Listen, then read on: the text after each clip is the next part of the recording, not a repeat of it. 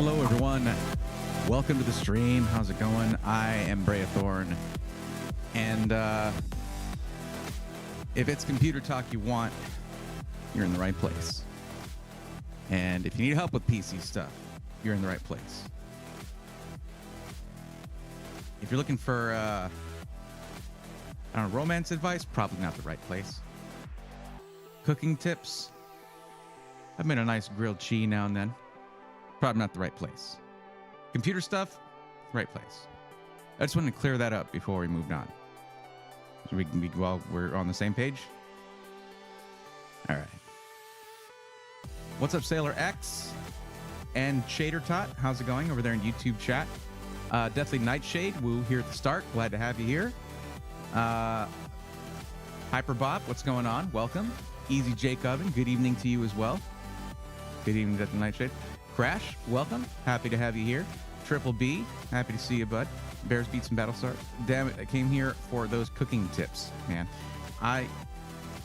Not really my specialty.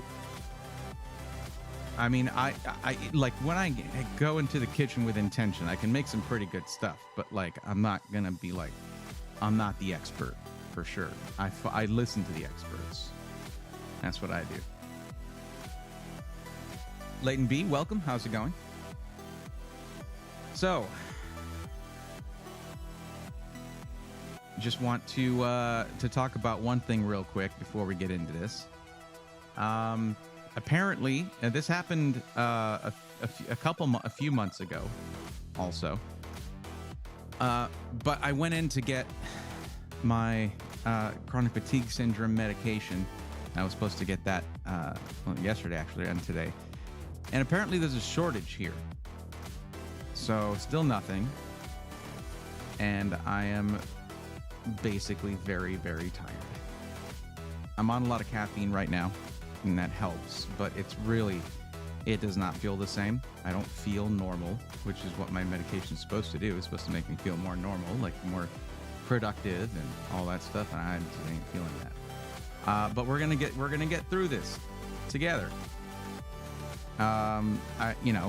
If I do rant about anything, it probably won't be the energetic rants you're used to. Apologies in advance for that.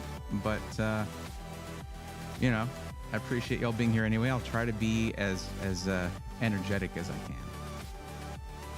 Michael Sanders, welcome. Sandip, welcome. Yeah, it does suck. It does. I love our food talk. I tried the watermelon and lime yesterday. It was a hit. It's so good. See, food doesn't have to be complicated. You just need to know how things, mess around and see how things interact with each other. Phenomenal stuff. That's it. Just a couple simple things, and you got a pretty healthy snack that's like, ooh. Not that I'm a health guru. Don't listen to me for health stuff. I mean, it's kind of a do as I say, not as I do kind of situation there. But yeah, we're gonna I need to stop moving this thing. I need to let it just be where it be and then never touch it. Just swivel it when I'm done. But yeah, so I don't talk a lot about audio. I used to. I have a whole series called the Sound Series when I was first starting out on YouTube. That's what I liked audio. I liked music. I liked all that kind of stuff. I liked streaming. I hardly talked about computer stuff at all in the beginning. Because it was such a normal thing to me. Computers. It was like, there's already a lot of, that's the thing. When you're looking at YouTube, I mean, what is it? Every minute there's like 1,000 hours of video uploaded to YouTube. It's some crazy number.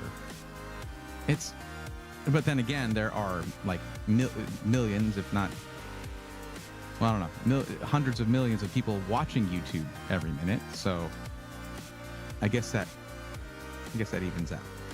But so any aspiring content creators out there, don't let that get you down. You do what you do, and your audience will find you. Hopefully, I mean that's what you try. You just try different things until it works. But I had a sound series where I was really just getting into stuff, and I was like, no, I'm learning. I know some audio stuff. I'm learning more. Let's talk about it as I go.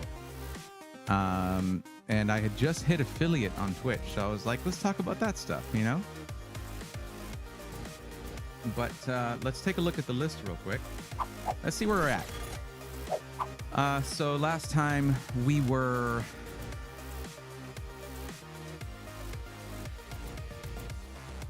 we were around here. And we had 5 more people join in the latter half of the stream, it looks like. So if they show back up, we can help them out. Anyone else who's already filled out the form and is waiting for help, we'll get to the part where you tell me that you're here and you're waiting for help. Now, for those of you who are new here and have never filled out the form or anything, take a look in the description of the YouTube stream, or take a look at the Stream Elements thing that keeps popping up that says, want help getting the right PC for your budget and needs? That link at the end there. That's what takes you to the form you fill out to get on this list and to get help. Where's the site you get your music from?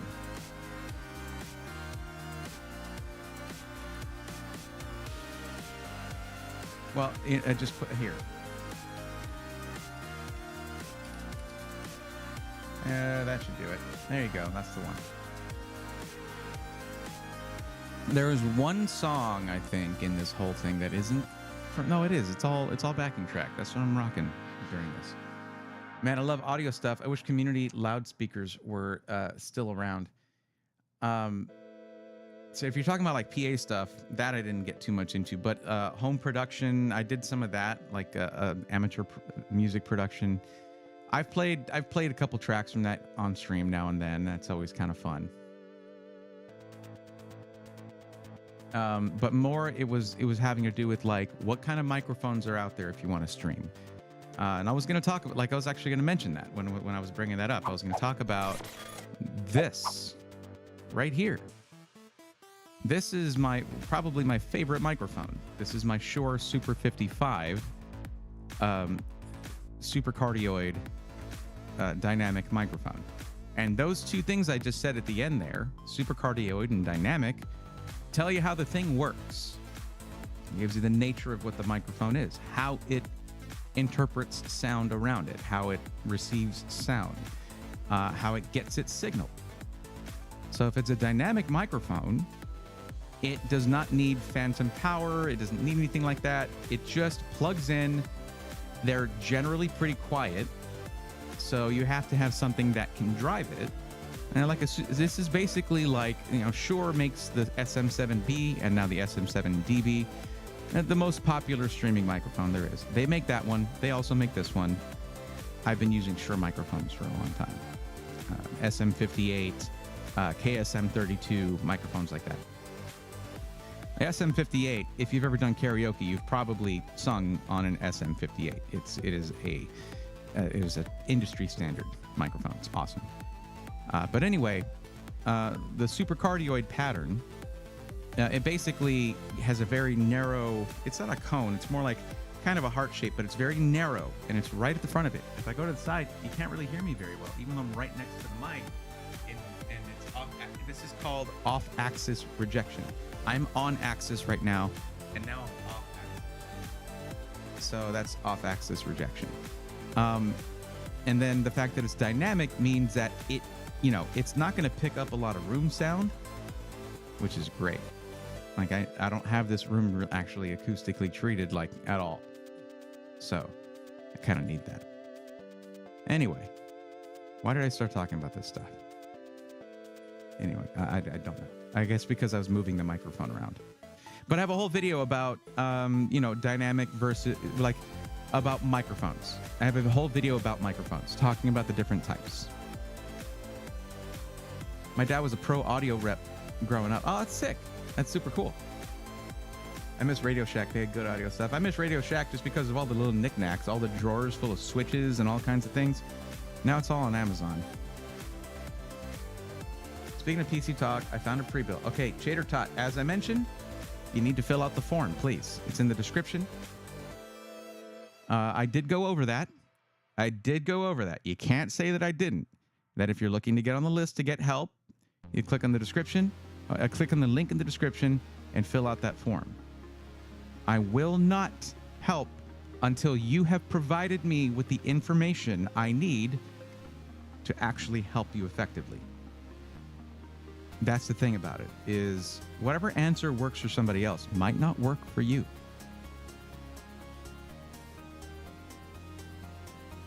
Alice, welcome.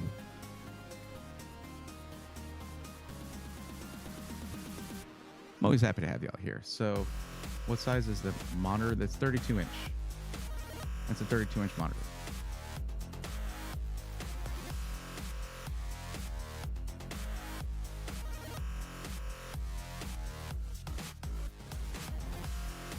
Now you're good. I just point that out because it means that there are people who've been waiting for help. And the thing about it is, Chater Tot, after I said that, 2 people filled out the form. Had you just done it right away, you would have been one of the first people I helped. You gotta listen.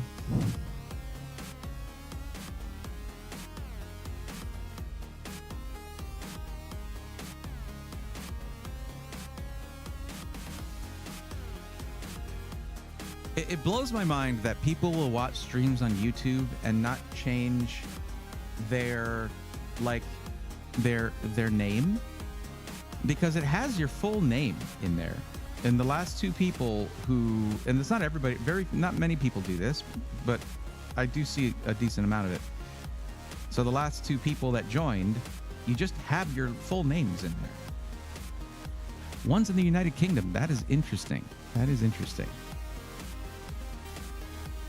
Hope Hyper comes back, because that was going to be a fun parts list. I enjoy doing parts lists because that's a lot of what I used to do before I ever did content, was that people would be like, I want to build a PC. Like, what do I do? It was never really something where I would help with pre-builds, because people would generally just buy whatever, and then I would upgrade it for them or something, which, of course, leads into pre-build, rebuild, which is going to be cool. The problem is, it's really hard for me to get around to doing production and editing and stuff when I'm not on my meds, which I told you guys at the very beginning of the stream. Apparently, they're in short supply these days. They're having a shortage of it, so I'm dealing with that. But anyway, we're also trying to figure out some stuff. Filled that on Tuesday as you were getting off. Okay, cool. I do see your name there, Layden B, but I will be having you guys all do the thing that I require that you guys do so we can get started. We'll start doing that here in a little bit. We're at about 35 people between both streams, so I guess it's a decent enough time to get started. I usually, for those who are new here, I always start out by just chatting with y'all for a while in the very beginning, just kind of getting caught up. And it's especially, it's a little hard for me to focus on stuff right now, but we'll get into it here in a bit. Okay, let me do the thing that I'm having to do right now, and at least until 9000 series Ryzen launches. Okay, if you didn't watch my AMD video, and a lot of you guys, a lot of people didn't watch the coverage, but that's okay. It was everywhere. You already knew all the news probably. I just basically gave an extra 5 minutes of my thoughts there. The new AMD Ryzen 9000 series processors should be dropping in late-ish July. So probably in about 5 weeks, 4 weeks, something like that. So if your budget is anywhere like 1500 or up, that can affect your purchase. If you know that you're not the type that would care that you buy a whole PC and then suddenly, a better thing just came out. If that doesn't bother you, more power to you. It shouldn't. Whatever you get, I mean, if it's a week before, I'm not going to be making it. Like the week before they drop, I'm not making any recommendations. I'm not doing that. But a month before, if you know you're not going to care, all right, that's fine. I'm not going to be like, oh, what's wrong with you that you don't care? Of course, if you care about whatever you care about, don't let me influence you there. However, it is my job to inform you of this. So, you've been informed. What it's going to mean for anyone buying a PC on the AMD platform is 7000 series should drop even more in price, and 9000 series will be faster, better. It can help either way. Now, the majority of people who fill out the form have answered yes, that they do plan on potentially upgrading their CPU down the line. That does mean, as things currently stand, I'm pushing more people towards AMD, because for Intel, it's an open, understood fact that LGA 1851 will not be able to, or the new CPUs for LGA 1851 that are coming out late this year will not fit with LGA 1700. When LGA 1851 comes out, that question is not going to mean as much, because both platforms will have some future upgradability. You'll probably have a couple generations of CPUs for the Intel socket. But right now, it's EOL, end of life, for LGA 1700. Now, it's another thing where I inform you of this and you determine for yourself whether you care about that or not. Okay? Thank you, Crash. I appreciate that. But, it's all about the PCs here. That's what we're talking about. Just admit it, I did see it pop up, yes. Sailor X coming in with probably my favorite chat so far here. Don't forget to drop a like on the stream. On the YouTube side, I mean, Crash, don't worry. What's up, Dana? How's it going? So, okay. Let's do the thing that we do at the beginning here. And this is how it works. You see this right here. These beautiful, like, gradient purple letters right here. Okay? That is how my name is spelled. Sorry, it glitches now and then. Are we good? Are we good? Okay, we're good. That's how my name is spelled. What I need people both in Twitch and YouTube to do, if you're on the list, is do this. Type in my name. You can put an @ symbol first, and then it will bring up the rest of my name for you. @BRA, then it'll bring up the rest. And then type in, I'm on the list. That will highlight those chats for me to then verify that you're on the list. Your name in chat needs to match the name you gave me when you submitted the form. So I can verify that, because I already have shown the screen here, and it verifies to me that you're not seeing like, oh, I haven't filled it out yet. Wait, what about that person? They haven't said anything. Hey, that's me, but I use this name. No, I needed to validate it by looking at your name in chat and then seeing that it matches the one on the screen. Okay.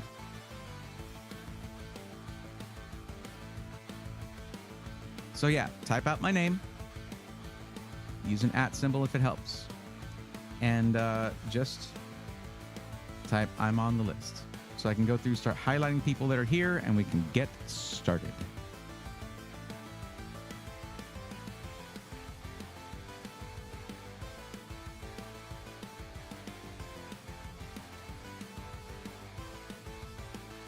You know, I probably could make this a lot easier by just saying type @Brayathorn and it'll do the rest for you. Like, just saying that. But it is kind of funny seeing people misspell it a lot. I do get a little bit of a kick out of that. And I'm like, nope, try again, buddy. Try again. Okay. Now, Leighton here does show one important thing, because they filled out their form on the last stream at the end when I was ending stream. Okay? But they're probably going to be first. And that's how that works. If I get like 11 people that show up tonight that are waiting for help, not all of them are going to get help. I usually am able to get through 6 or 7 per night. 5, 6, or 7, around that range. If that means, though, you're still on the list, and I'll still be able to help you out on the next stream. It doesn't have to be all cash. You already got it. Yo, what's up, Turdog? How's it going? 5 months. Back from a great vacation in Nova Scotia. That does sound awesome. Well, welcome back, and thanks for the resub. I appreciate that. What's up, Lightning Evo? How's it going? Chater Tot, Michael Simon. Okay. So far we have 4. I guess that's it for now. Nobody in Twitch chat has said they're on the list yet, so that means everybody in Twitch chat is just here and hanging out, and I appreciate every single one of you. Thank you.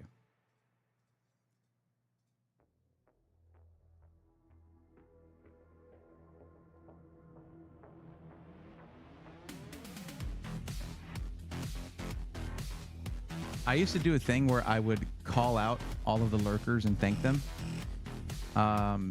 which inevitably would lead to some of them not breaking the lurk, basically. So let me do that real quick. First off, thank you, Dan. What's up, Mayor Dan? Thank you, Ari.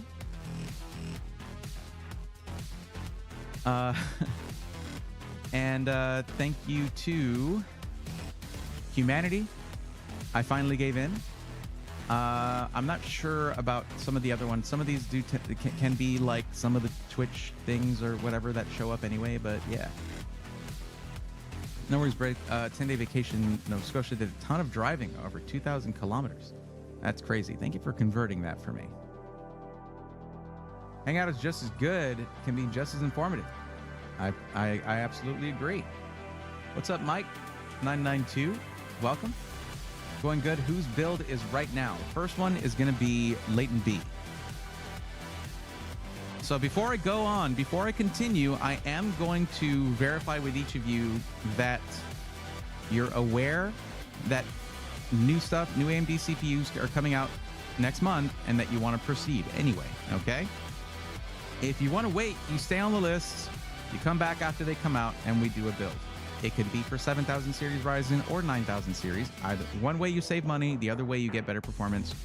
Either way is good, in my estimation, because you can later on upgrade to 9000 series. Or what are they going to make the next set? 11,000 series? Oh, God, that's going to be horrible to say all the time. Oh, yeah, we're going to throw in an 11950X3D. Oh, God. Ugh.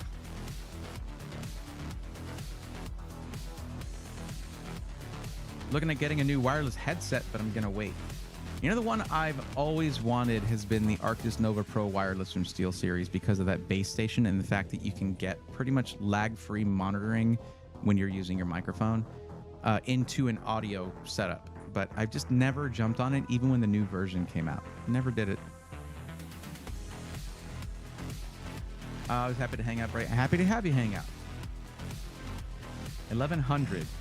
No, that doesn't work. Derp. Yep. What are we going to call it? The 1199.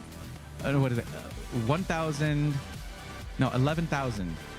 The 11,950 X3D. 11,950 X3D. Oh, 11,950 X3D. It's stupid. It's stupid. I don't like it.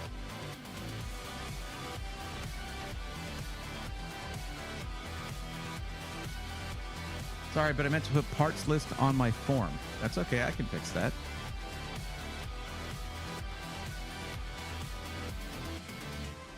There we go. I fixed it. Thank you for letting me know in advance. Okay, Latent B is that's who we're helping out right now. Are you ready? Are you aware of the impending CPUs from AMD? And are you wanting to just move forward right now? Is that the case?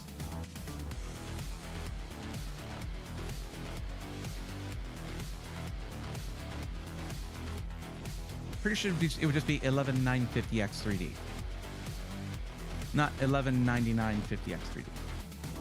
Next gen is this current one's going to be 9950 X3D.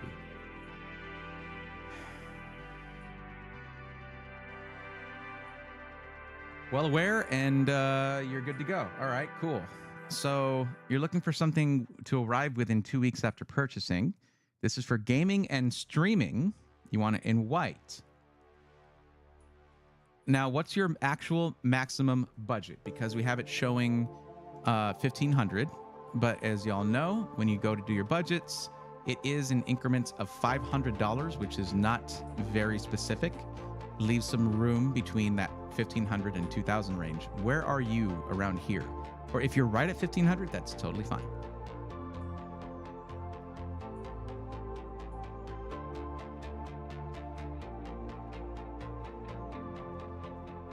That's okay, Turdog. I do that all the time. And the ad is over, and everyone is back. Around 1700-ish. Sweet. I'll go ahead and fix that here. Now, just so you guys know, I do leave it like this for a reason. I'll correct it in the spreadsheet, but right here, it gives me a really nice breakdown of kind of where everybody's at.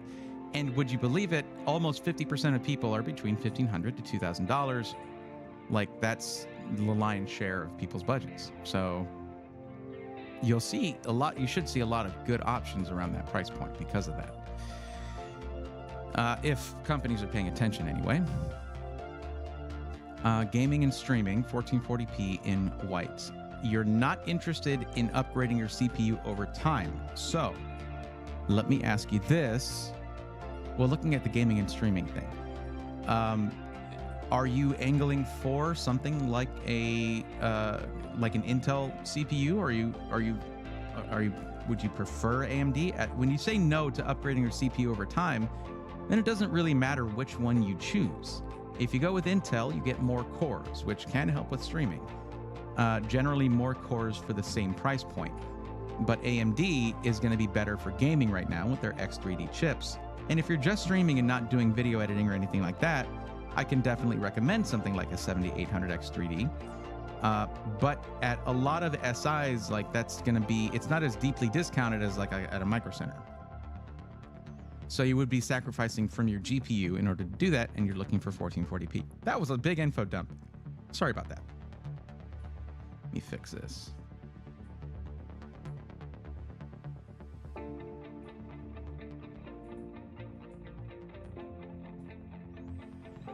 Okay.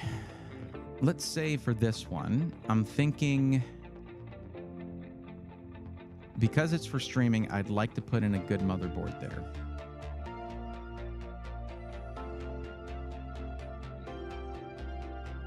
Let me see. Okay, so there's no system integrator that you're particularly interested in at the moment.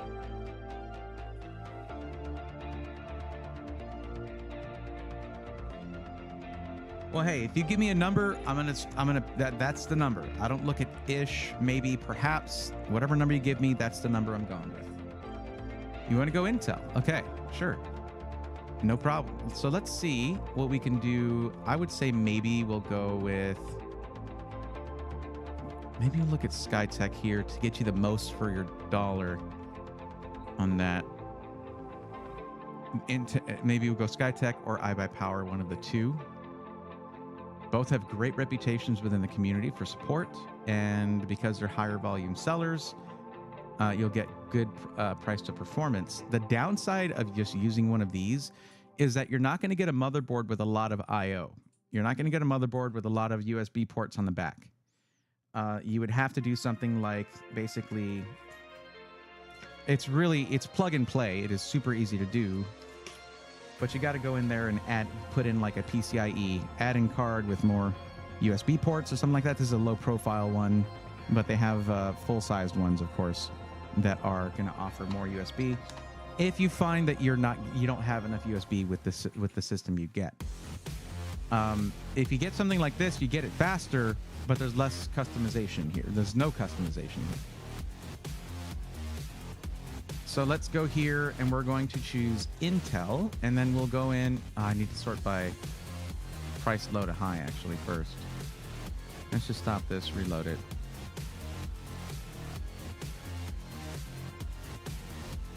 Sort by price, low to high. It already chose Intel, so that's good. We're going to let it finish working. SkyTech's site is pretty slow. That's been one of my complaints with them, is the slowness of the website, because like, we're all waiting. Okay, that should be that. Yo, what's with these free systems? Hold on a second. Hold on a second. Okay. Wait a second. Hold on a second. Let me open up Discord and send Jeff a message here real quick. Oh, out of stock. It's out of stock. That's why it's $399. Yeah, it's out of stock. Okay, I'm still gonna send him a screenshot because that's funny.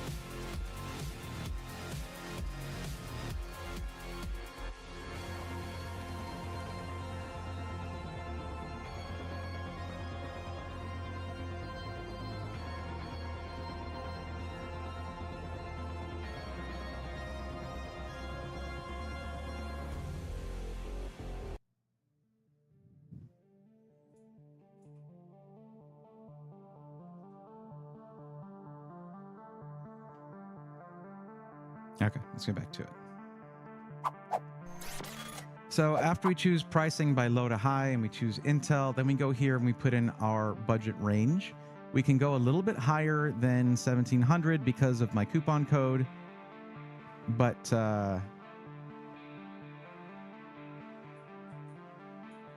not a ton higher at this price point. And we just let it work. Hey, that's the PC. I want the Nebula, but I want the 851 that has the 4060. Okay, cool. I ended up with a Gigabyte B650UD AC motherboard in my Skytech PC. Okay. PC Works says, waiting for my video. What's up, PC Works? How's it going? What's going on, Tim? Waiting for your video. Yes, I know. A lot of it got delayed, but no, you're one of the next ones up. And you did a great job. Thank you for the $2 super chat, but you don't have to bribe me to put that video out. It's a great video. Best presenter ever, honestly. Put me to shame, bro. Guys, y'all need to go follow PC Works like immediately. One of my favorite modders out there. And just a generally all-around awesome dude. It's okay. Honestly, man, I need to get this thing figured out where I have like a really solid team just cranking out the videos as I go around recording stuff. I have never been able to get that situated, and it drives me crazy. Like whenever I'm at an event, I'm like, but this is something that I don't know if you know. Well, yes, you do know this person, but I'm not going to name drop anyone. But I was told, like, when I was talking about how my event coverage does view-wise, I was like, man, it just doesn't do well. He's like, nobody's does. Nobody's event coverage ever does well. You know, you do it because you're there and you get to show some cool stuff and have a good time, but like, it's not, you're never going to have a viral video based out of being at a place and pointing and talking about something. I'm like, you know what? That makes sense. Okay, so damn, son, look at this King 95. It's on a flash sale, $1579.99, 14700F and a 4070 Super. Not bad. And I love the King 95. It's a great looking case. 4070 Ti. Man, I love the blue King 95. I just wish they wouldn't just stick to the Intel Arc GPUs for these. And I get why they're doing it, because it's blue. Blue, like Intel, right? Yeah, okay. Well, I mean, you can also do NVIDIA or AMD GPUs in there. Come on. Robitech status. Yeah, that's basically what I need. I need Justin status, right? I need Robitech status right there. It's off the norm of most people's content, so usually doesn't do well. Well, when you think about it, you couldn't really make that kind of content your norm unless you're uploading very sporadically, which sounds nice and relaxing, honestly. I just want to be able to justify going to the events because I don't want to miss them, like never. Noita is on Steam now for $7.99. Very nice. Anyone who liked the stream on Sunday needs to go get that then, because Noita is a great game. Maybe a 5600 X3D combo. Yeah, pre-built. And I think the 5600 X3D isn't that still Micro Center exclusive anyway?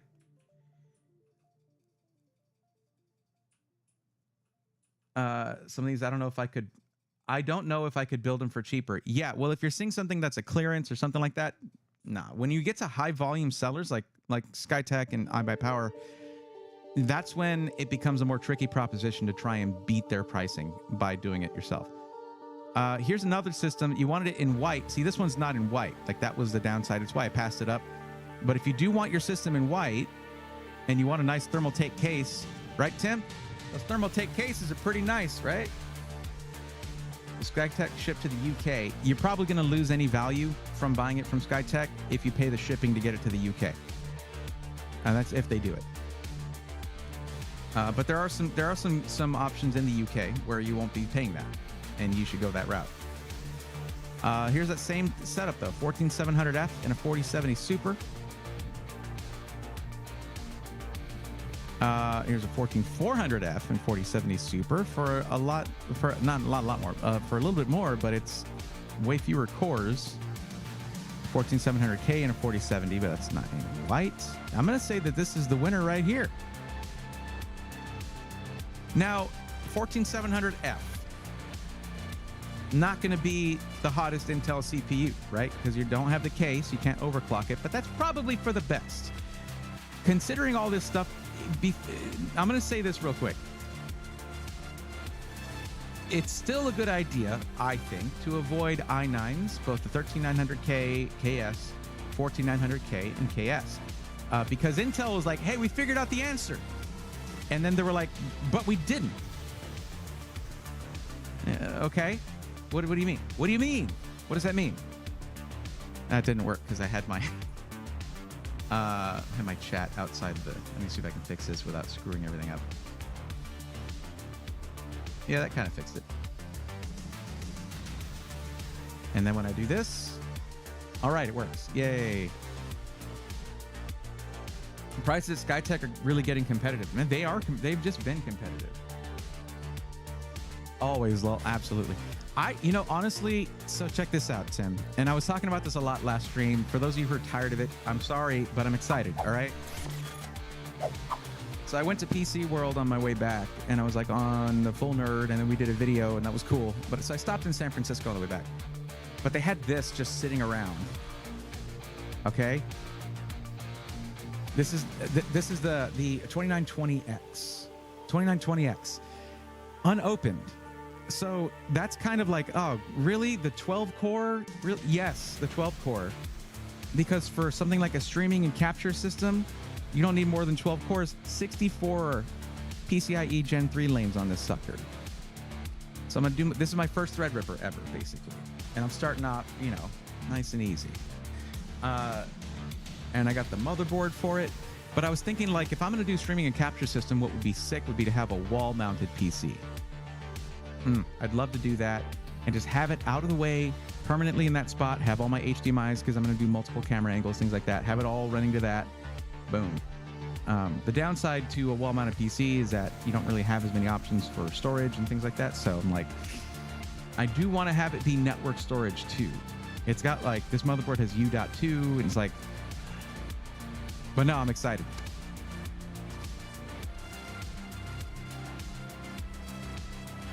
I'm not super specific on color, if that helps. Well, then we'll look at it without that then. But I was talking about another thing. The 14700F, it's not overclockable, but that's probably, as I was saying, for the best, because then the motherboard can't really pull many shenanigans with that. Secondly, it's an F SKU. That I don't like that because, well, I mean, it doesn't matter as much for streaming as it does for content creation, but having that backup integrated video can be clutch if you're trying to troubleshoot something. I would say probably like this right here is a 13600K and a 4070 Super. It's the same GPU as this, but it's probably going to come in a little over budget, which I try to avoid. But like, compare that to this. to the standard 4070. 4070 Super in some instances was like 15-20% performance bump from the 4070. It's crazy. And you're losing a few cores going with the 13600K, but since you're just streaming and not editing video, you're good. That shouldn't be a problem. But this one is overclockable, and it has integrated graphics. So it's going to be between these two, I think. My 14900KS was crashing when I had MSI Afterburner open. Do external network storage under your desk. Well, see, that's the thing. I'm trying to do U.2 storage, like in the case, but that's one drive. That's not bad. Also, I don't have the drive, so like, I don't know if I want to pay for all that. I don't really have storage companies reaching out to me being like, hey, I only want to talk to is Kingston, and they've been changing sort of their business plan. Like they pulled out of some retailers and things like that.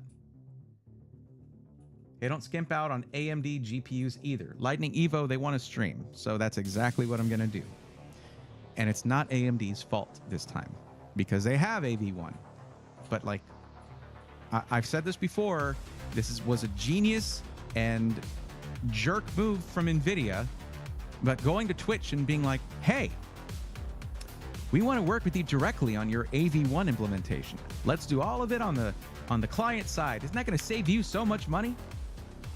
And it's just going to be with us, just NVIDIA, not anybody else who happens to have AV1 too, like we do, just us. So your Intel GPUs with AV1, your AMD GPUs with AV1, where do they stand? Who knows?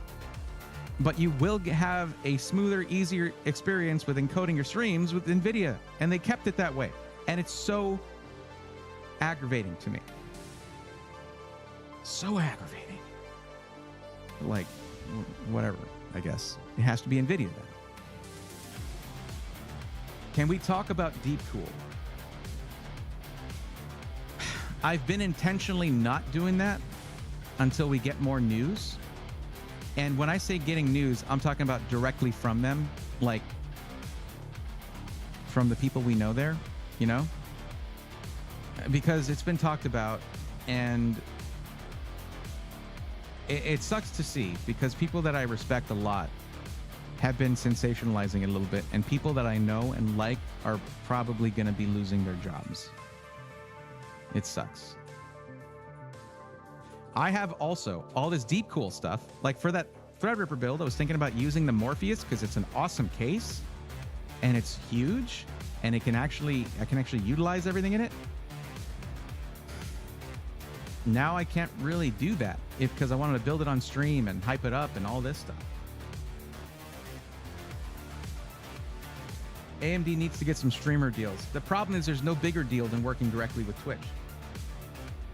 Don't forget to purchase a UPS for your new PC. It will be a godsend during a power outage. That is very good advice, Sailor X. Anyway, I'm thinking, well, I can let you choose between these two, and it's not uncommon that I've gone in because the parts are very similar. It's just the CPUs that are different.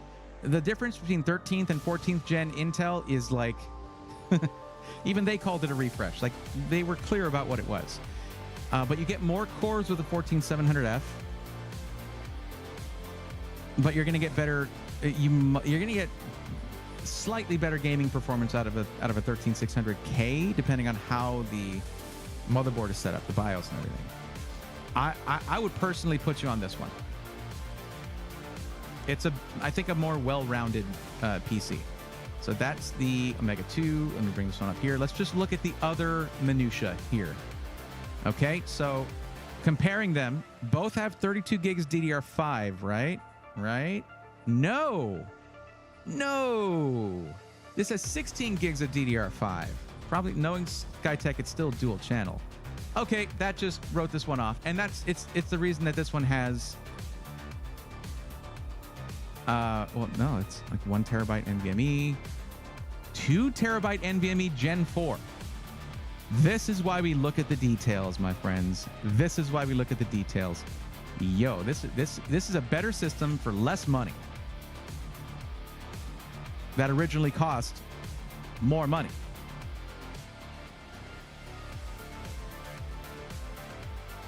Yeah, that ought to do it. Both have 750 watt 80 plus gold power supplies. All right, cool. There you go. That's your system.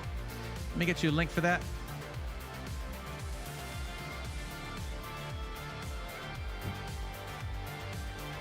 From Threadripper, for Threadripper Go Fantech, that's exactly what I was thinking. I was going to reach out to Bobby and be like, yo, that new Enthu, though, I'm looking at doing network storage along with it being a streaming and capture PC. Like, then you got a new case that's perfect for this. What are we talking about? What are we doing? Let's go. Or I could go, you know, NV9, I guess.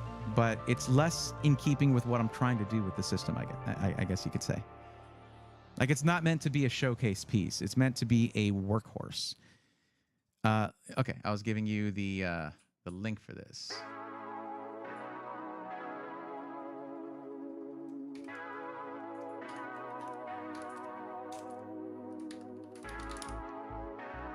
This isn't even done yet because now we got to check out what the discount's going to get you, what code Swarm will get you. Let's actually take a look at that.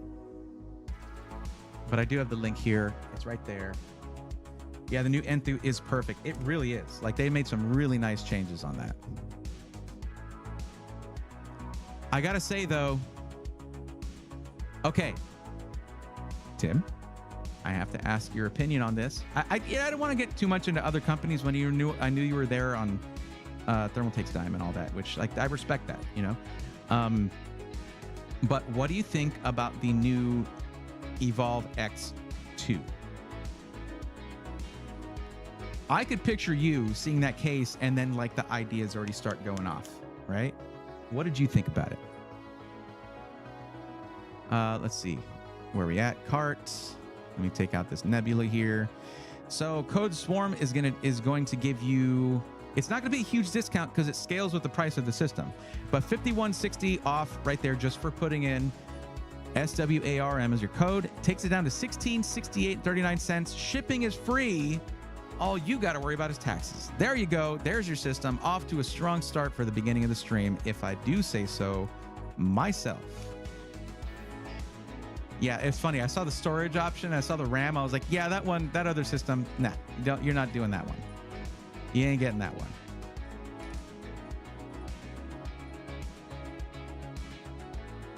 Only 1 year warranty, though.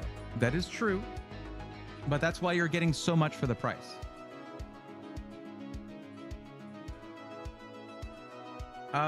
Geo424. I'm sorry, I've been mostly looking at YouTube chat. When I'm helping somebody out in one or the other chat, I usually look at that one more. But Geo424 says, hello, Mr. Braythorn. What is the meaning of F? For example, Intel i7 14700F and Deathly Nightshade already answered it. F means no integrated graphics. That is correct. Braythorn, the one on the right for 1749 has a 14700K. Yes, it did. But it's also a 4070 rather than a 4070 Super.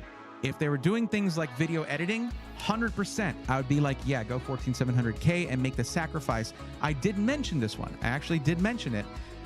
I was like, this has a 4070, but you actually get, depending on the circumstance, 15 to 20% performance boost going with the 4070 Super. If it's just gaming and streaming, you do still prioritize the GPU over having a ton of overclockable CPU cores because the CPU isn't going to be doing as much, especially at the given resolution of 1440p. You go from 1080p to 1440p, less frames being generated per second means that the CPU doesn't have to work as hard, basically. So I do try to take all of that stuff into account, but a lot of that arithmetic kind of happens in the background up here in the old coconut. But there you go.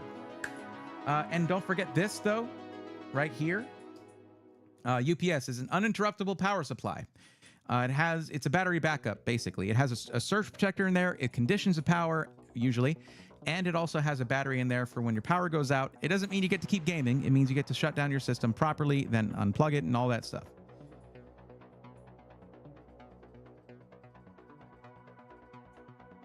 Oh, yeah, I was going to put... That's the discount code there. It is code SWARM. That's the name of our community, the Swarm. So there you go.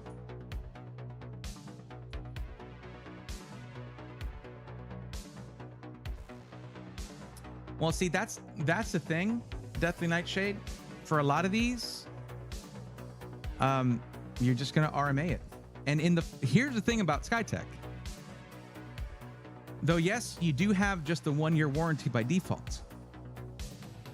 That includes shipping. Like nobody else does that. As far as I can tell, it includes shipping for the whole year. So if you have a problem, yeah, you might be a week or so without your PC, but any parts that go bad in the first year, if you're going to have any faulty parts, they're going to go bad within the first year, most likely. Like 95% of the time. Not 13 months after, but within the first 12 months. You get it all fixed up, get new stuff, you're good to go.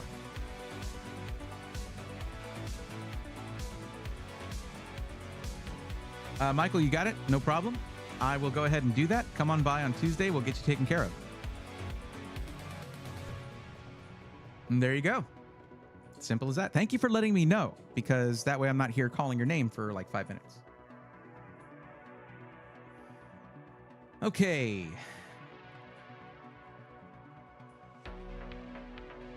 U.S. Army Combat Medic. I just ordered a PC from Phoenix PC. Then I found this channel. Wish I would have found you before for that discount code. If you just ordered it, give them the code now. Say, hey, by the way, I meant to use code Breathorn. It's just my full name. I meant to use code Breathorn. They should give you the discount. I know those guys. They're really cool. But the thing is, I don't know if I feel right about that, because I didn't help you find them, but I don't want you to not get the discount. So, yeah, they might honor that for you after the fact if you just, because that's what happened, right? You just forgot to put it in there.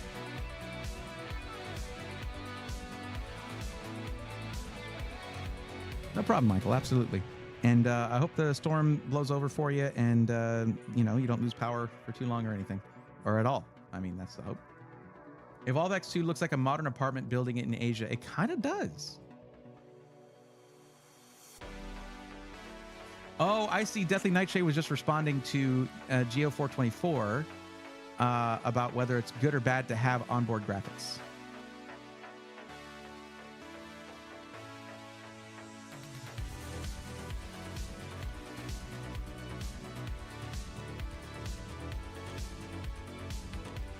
Anna K wants to know, what do you think of NZXT pre-builds? I've seen a lot of videos on TikTok about them. Well, that's just good marketing. But I feel like they're a pretty solid option. It's just that there's a couple things that keep me from recommending them all the time. First off, one of my favorite things to do is to be able to give you guys discount codes. I like doing that. For one thing, it helps you guys support what I do without spending money, but instead you save money, and that way everybody's happy. They don't have a system for that, as far as I know. And the other thing is, then this is the more important thing, some of their hardware choices I'm not really a huge fan of. Unless they've changed this, they don't use a lot of their own components in their pre-builds. And that means you get this sort of mashed up aesthetic, but that should be if you buy a Corsair pre-built, guess what kind of cooler, case, power supply, RAM, fans, all of that you're going to get. It's all Corsair, meaning you only need one software to control all that. The, what is it? The Player 2 Prime that they sent me for review has a gigabyte AIO and like some other RAM, and just like, it could have had an NZXT AIO and could have used CAM software for everything. But no, we have to have the gigabyte software and the CAM software. And it's like, that's your responsibility if you're both a manufacturer and a system integrator. Okay. I'm not going to call that necessarily an OEM, because OEMs make non-proprietary stuff in my book, like your Dell or HP and Lenovo. But it is blurring the line a little bit, right? So they should be using their own motherboards too. Why not? Oh, there's not enough supply of it. You're the company that controls that. Make more. Why would you not? Like, it means it's a less of a cost to you, right? I don't know, man. I don't know, man. NZXT, like, y'all are skirting greatness. You're skirting greatness there, and you could just be diving right into it. All right, Daniel, it's going to be your turn here coming up. We're doing a parts list for you. That's going to be fun right there. And you put a vendor here, which is CCL Computers.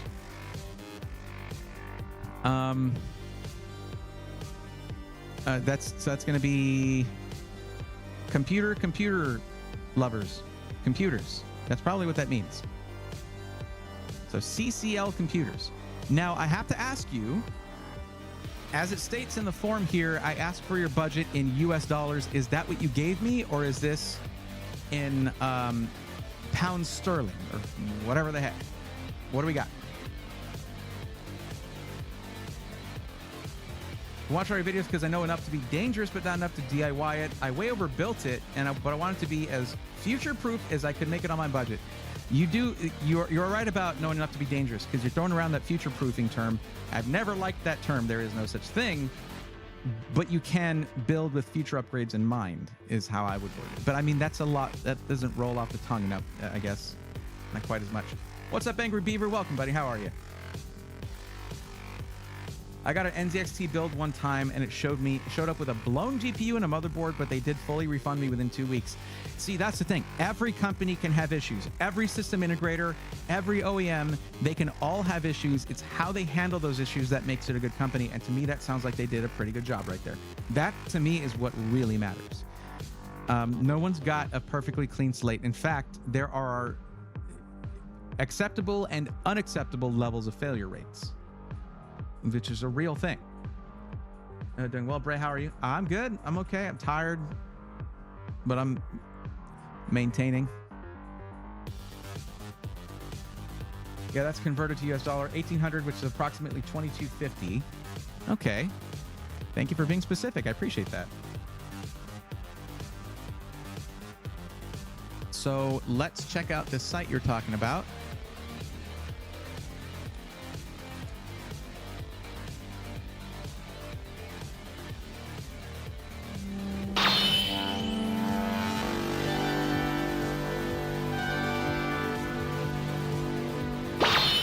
Yo, there he is. What's up, Igor? How's it going, buddy? Welcome. Happy to see you. How you doing?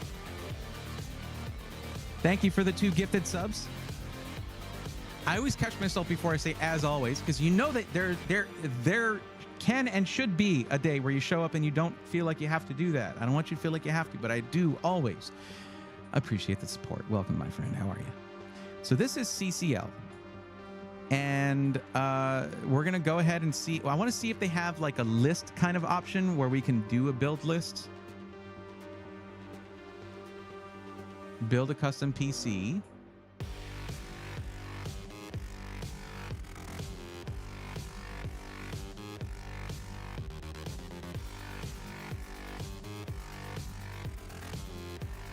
Look at this. Look at this. I'm zooming in. Enhance. Hold on, wait. Enhance. Enhance. Enhance. This, every website should have this. What are you going to use it for? Great question, CCL. That's exactly what I asked. Okay, so this is going to be just for gaming. Sweet. That's going to make this nice and simple. It's a good budget as well. You do... Now, you guys see there's a lot of questions here. One of the more important ones here is not the Wi-Fi one. Okay, that's most modern motherboards are going to have Wi-Fi unless you just specifically look for one that doesn't. Do you plan on upgrading your CPU over time? And you said yes. What does that mean in the current market? That means AMD. That's what that means. This is what I do. Hello, my name is Braithon. Let's get started. So we choose gaming. Let's see if this works the way I'm hoping it works. Enable expert mode. Oh, yes. Oh, yeah. Let's enable expert mode. Hell yeah. Oh, man. This is great. This is great. Wait, I haven't even picked anything. Why is it already $17.99? What are you doing? I have been thinking for a while that I need to do some kind of like international PC video, but this right here is not necessarily core to my content because you're doing a build it yourself kind of thing. But okay, I need you to stay. I need you to show up and then hang out. Can you do that? What did you say for the color of your system? You want it in black? Okay, sweet. Let's do that. Show more. 239. Sure. Oh boy, we're gonna be scrolling for a little while here. Okay, I'm gonna ask you real quick. Oh, Colink is a real thing. I thought it was just a made-up brand for PC building simulator. That just shows you guys. We're never gonna know all of the stuff out there. Okay, what kind of style do you want for your case? Do you want fish tank style, or do you want front intake, top rear exhaust kind of standard style? What are we thinking? Also, I'm not firm on the company, but they seem to have a good value for money according to my research. Good on you for doing research, because I'm having a good time already. Yeah, chat's liking it. Enjoy the stream, y'all. Going back to work. I don't feel like I have to. I just like supporting those that deserve it. Well, you deserve all the thanks in the world, my friend. I appreciate you. Gesso Goblin, how's it going? Welcome. Pulse of Earth says thanks for the gift sub.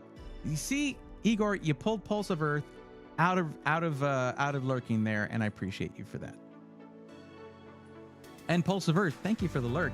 It looks like you've been gifted a couple times, which is good. You're on month 2.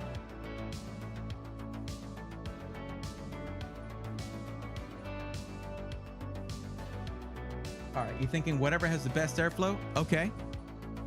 I don't know a lot of these cases. Let's keep going until I see one that I know.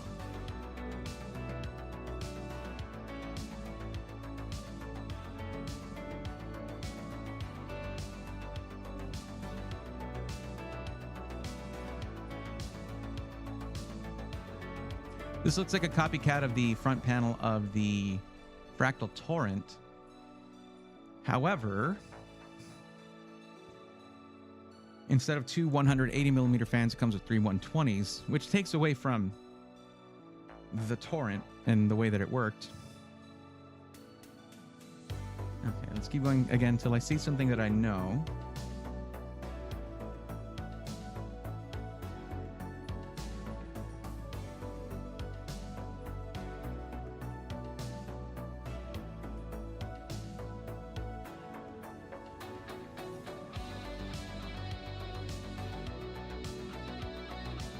I do know Antec, but they haven't been super prevalent in the space when it comes to reviews.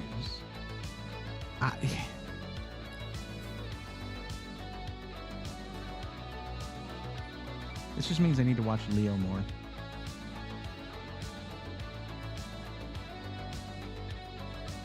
Okay, there we go. Fantex XT Pro Ultra in black. Yes.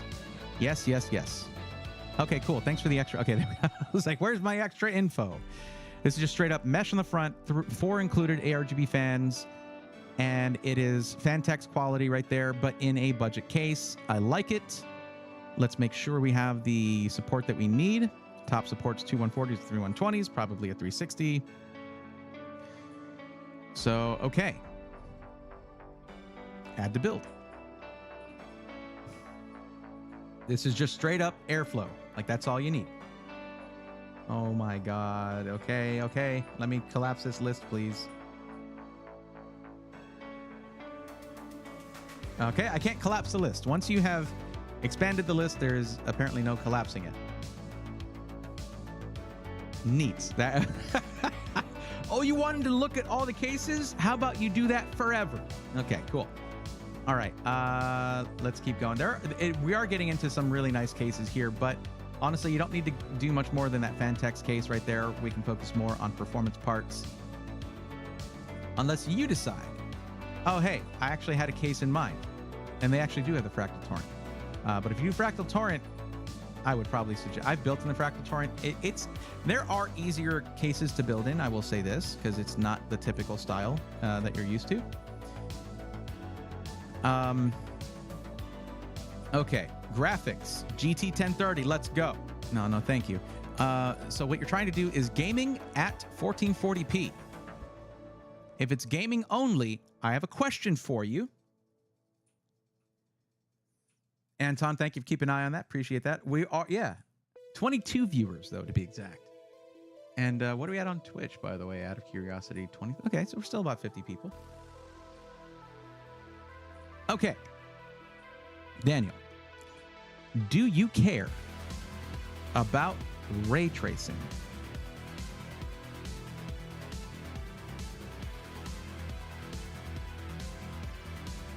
Apocalyptic, there was NZXT H7, I think. I think we're good with the Fantex case. I'm a fan of Fantex. They make great cases. Their fans are nice too. And for 67 pounds, I think is what it was, something like that. It's a decent price for a case they had to import. So I'm guessing they have to import all their cases, actually. So ready for it to be 5:30 tomorrow. Already taking a week PTO for Dawn Trail release. Sick.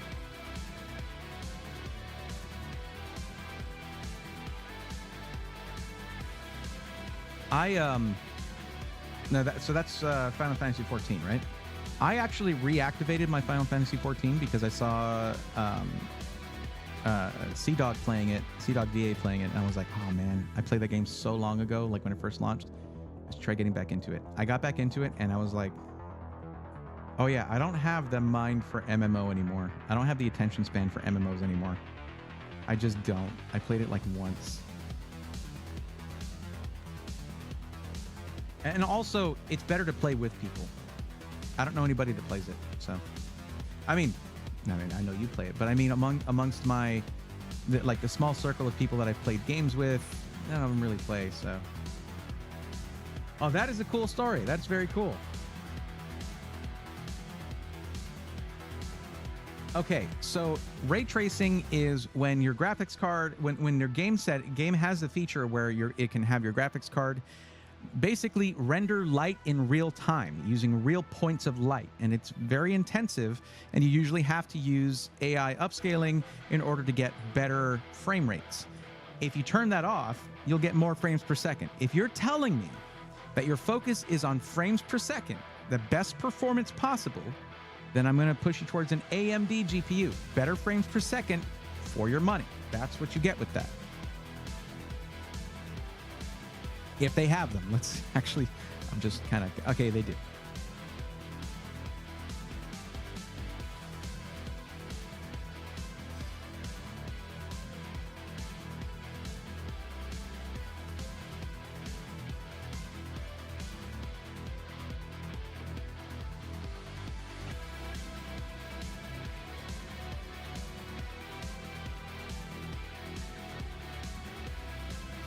Okay, 7800 XT.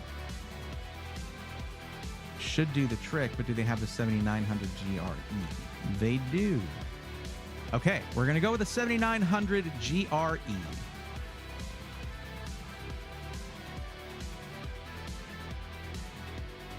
Now, just to give you an idea of where this card stands, all right? I'm going to show you something real quick, okay? Bear with me.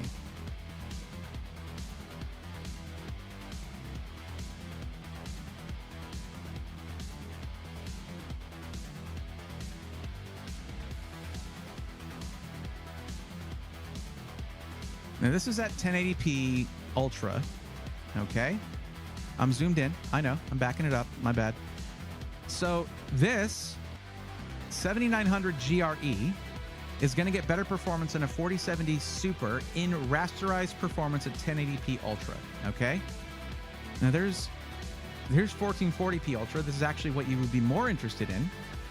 And here, the gap widens. Let me zoom in here. Okay, the gap widens between the 4070 Super and the 7900 GRE.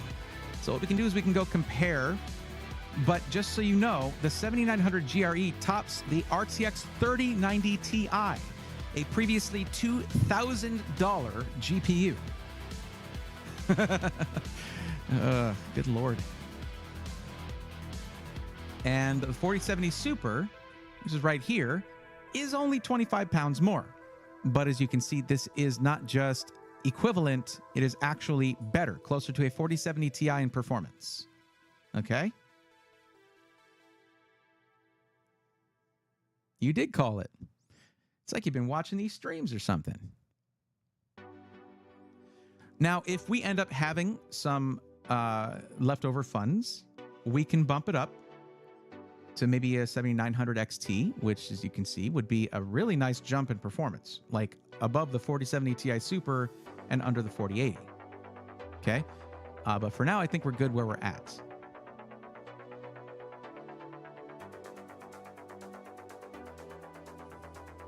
And guys, whenever you're watching this stuff, you might get this feeling of like, I can't believe I didn't know that. Now look, there's stuff that you probably know that I have no idea about, okay? Like if you're an EMT, your job is way more important than mine.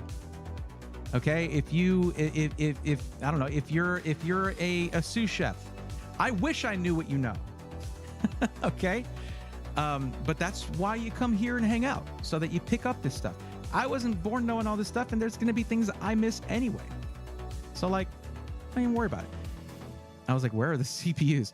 Now, we are going Ryzen 7000 series. Now, to verify this, Daniel, you are aware that AMD is coming out with their new CPUs at the end of July, right? You can still keep this list and maybe wait for 4 weeks and see if the prices on whatever 7000 series CPU we get drops down, or grab a 9000 series one. Either way, my job is to remind you of this, okay? But we're going to try to go 7800X3D, and here's something important, an important distinction. There are no X3D CPUs being released next month. None. They're all going to be the standard product stack of non-3D V-Cache CPUs. That 3D on the end of there for 3D V-Cache, that is what pushes these things to perform so much better than most Intel processors, and equivalent or slightly better than the high-end Intel processors. All right. Now, this is not as well discounted as you would find in a Micro Center. That is what it is. But with them not releasing X3D chips probably until Q1 of next year, that means this thing's going to stay on top for that 6 months, 7 months. And honestly, when it comes to PC hardware, that's a pretty nice amount of time, because PC hardware changes pretty rapidly out of nowhere. Like whatever's on top, whatever's the best. Okay, so we'll pick this. It'll be in there. This might not really have a big price drop because there's no replacement for it. Now here's the thing. I'm here hoping that something like the 9950X is going to be better than the 7800X3D in gaming, but I'm not holding my breath. If it does, that's going to mean the jump between 7000 and 9000 series is a big one. That's good for technology. That's going to push Intel to be better. That is better for the industry and better for consumers when they have these big leaps in performance, because that pushes prices down in competition with each other. That pushes them to develop better stuff. Yada, yada, yada. Yep. I like how the 5800X3D is more expensive than the 7800X3D. It has been discounted here. I wasn't showing you that, but just to be clear about that, 7800X3D probably won't be top for a little while. Okay, now motherboard. What are we at so far? $1,009.66, or whatever you guys call it. Now, you don't need a crazy motherboard, but I would go full ATX.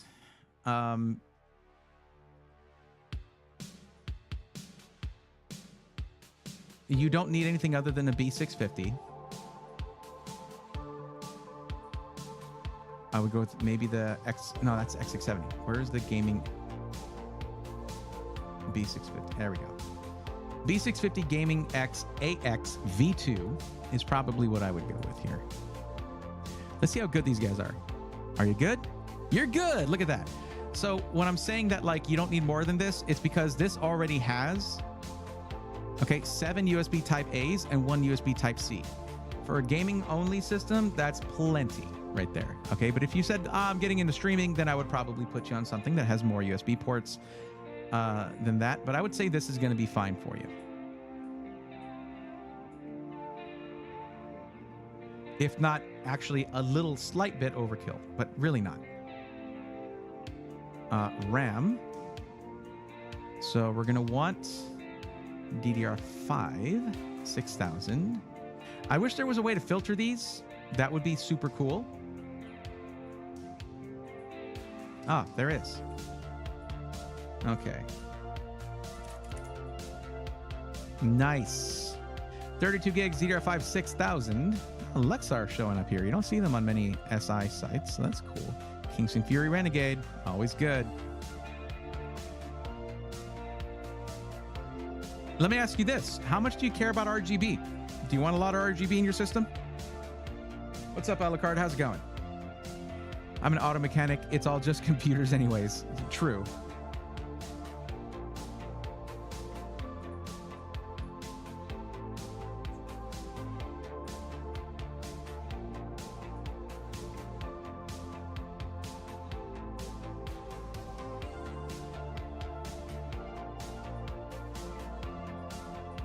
Lots of options is indeed correct. I like it.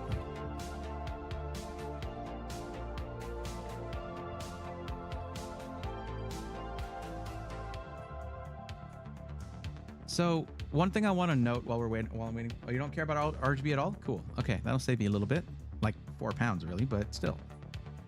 Let's see what our timings are here. 40. 40? What about the Renegade? 32. Look at that. And it is a 1 pound cheaper.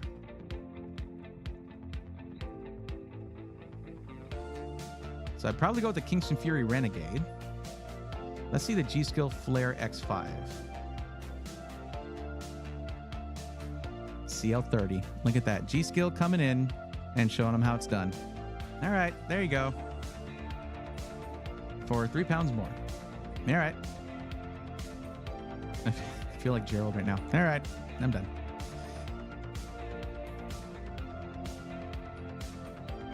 Yep, 32 gigs is pretty much the standard now. Rabbits, goats, and bears. Not random graphics boost. That's what it is. Daniel, you're giving up on a little bit of FPS here, not going with RGB, but you'll be okay.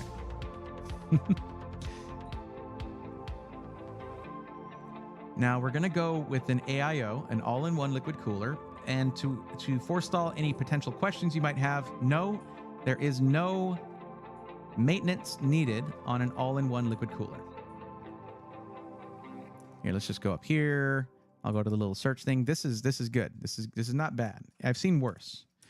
360. Wait, what?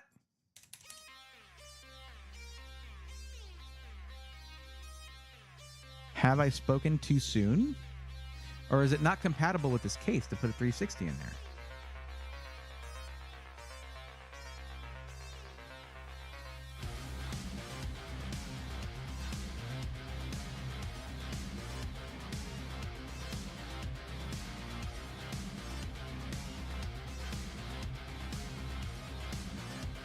Top radiator. Okay, you can go up to 415 millimeters. So yeah, 360 should be fine.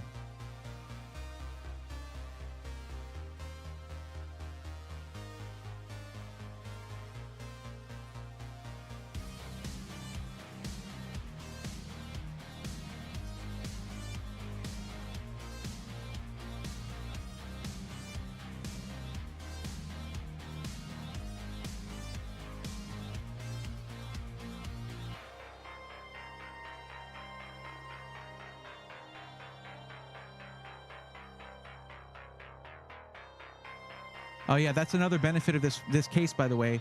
These 4 ARGB fans are 140 millimeters, all 4 of them. Value.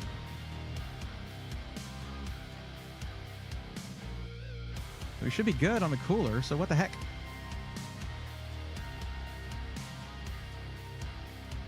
They need to collapse these once I've made a selection. This is getting ridiculous.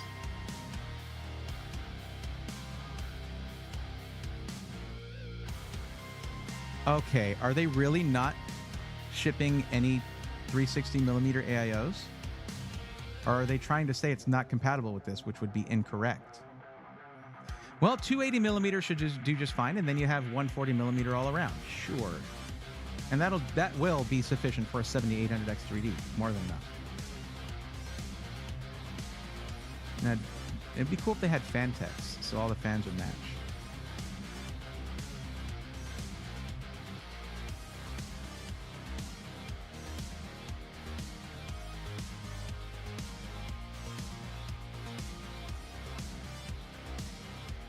The Valkyrie Yarn. Wow. Never heard of it.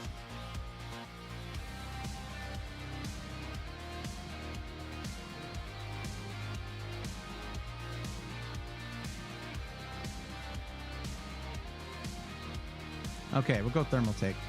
That'll be fine.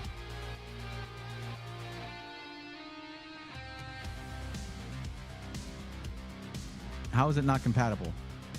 Why is it on the list then? No space for radiator or too many case fans, even with pre-fitted ones or the case radiator removed. Hold on. If I go 240, it does not say the same thing. Okay, I got to complain about the website. All right, here it says on this one on the motherboards, 44 incompatible items available. Show options. Why don't they do that with coolers? Also, this. Okay, fine, whatever. I don't like this. We might have to change the case. Just because, not because it won't fit it, but because they might not know it can fit or something. Could go with another Fantex one. Eclipse G360A in black should do the trick.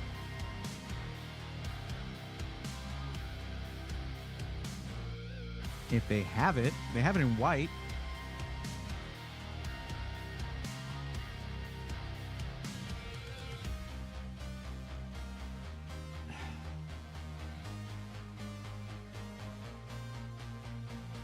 They have it in white. Nope. Okay. All right, I'm just going to test this. We're going with the Cooler Master Masterbox TD500 Mesh V2. This is a good case. It's a very good case. We're doing this mostly to test whether I can then put in a 360 millimeter AIO.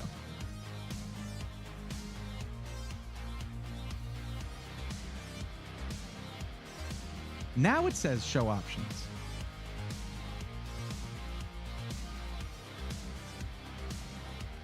What incompatible options are you talking about?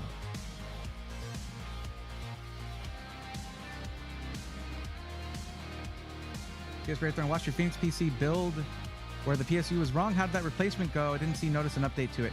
What I ended up doing was I ended up replacing it myself for the giveaway winner and sending it to them myself. And that was just because it was an influencer thing or a content thing. They had chosen one PC they were going to send, and then they upgraded it to a different one, and the power supply wasn't notated. So they ended up putting the wrong one. The thing about Phoenix PCs is you get to watch your PC being built, and you'll catch stuff like that. You're going to be paying attention. Your PC's being built. Okay, I don't know what the heck is going on here, but it's a little bit frustrating.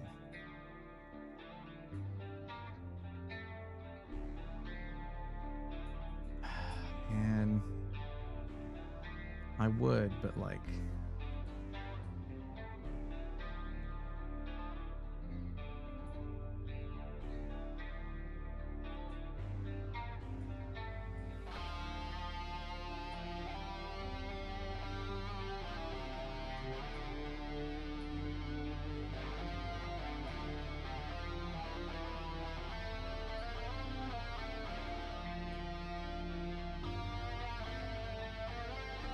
We're just going to try different cases until it shows up like, okay, cool, you can put a 280 or 360 in here. And V5, no, it's if we're wanting to do airflow focused, it should just be straight up front intake, top rear exhaust, no shenanigans.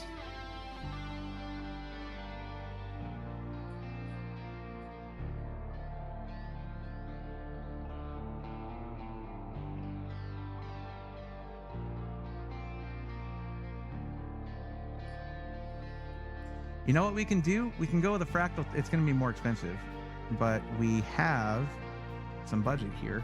We could go with the fractal torrent. We still have to do the power supply and storage, I know. We can go with a fractal torrent and an air cooler, and that would like be amazing performance out of that. If you want the best airflow, I mean, just ask Gamers Nexus. They will tell you. If you don't care about, also you don't care about RGB at all. So yeah. What's the difference between these two? I don't know. Anyway, let's give it a try. Let's give it a try, see if it fits in the budget.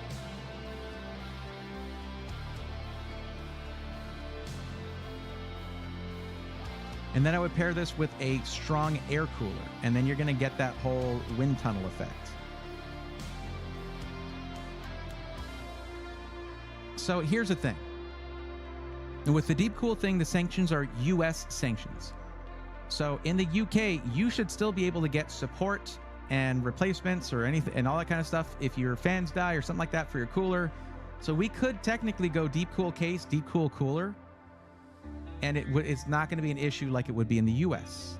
Yeah, no, they're not in the US. They're in that last letter is different. It's K, UK.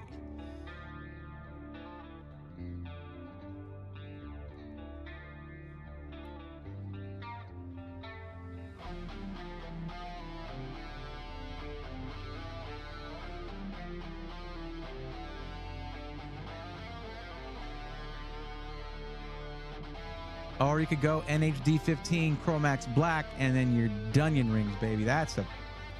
When I built in a fractal torrent, I used an NHD15 Chromax Black.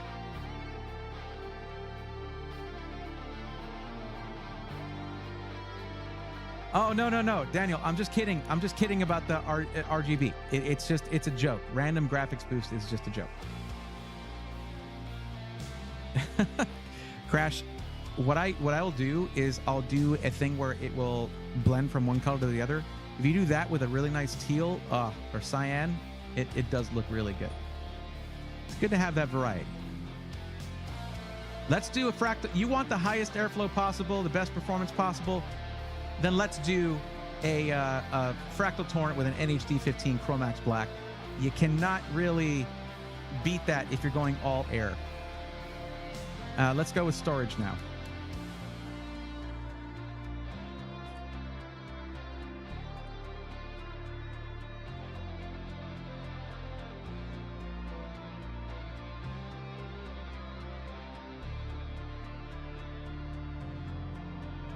This is the way to show this right here. It just has read-write speeds right there. This is good. This is good.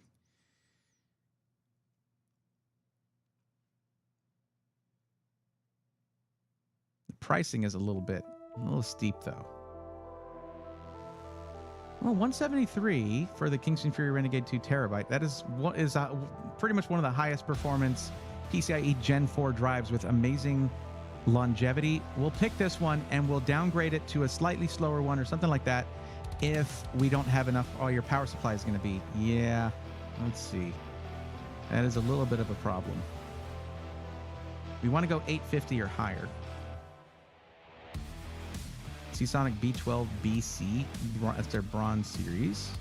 But it is Seasonic 10-year warranty, all that good stuff?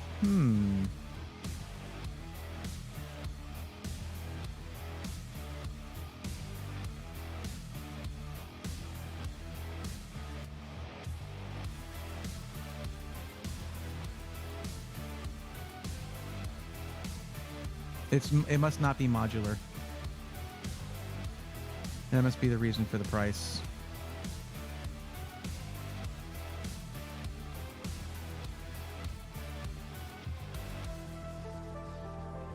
Oh, it's 550 watt. That's the reason for the price. Did I miss something here? Thought I saw it. Here it is. Yeah, that's not modular. For a good build experience, I definitely recommend a modular power supply.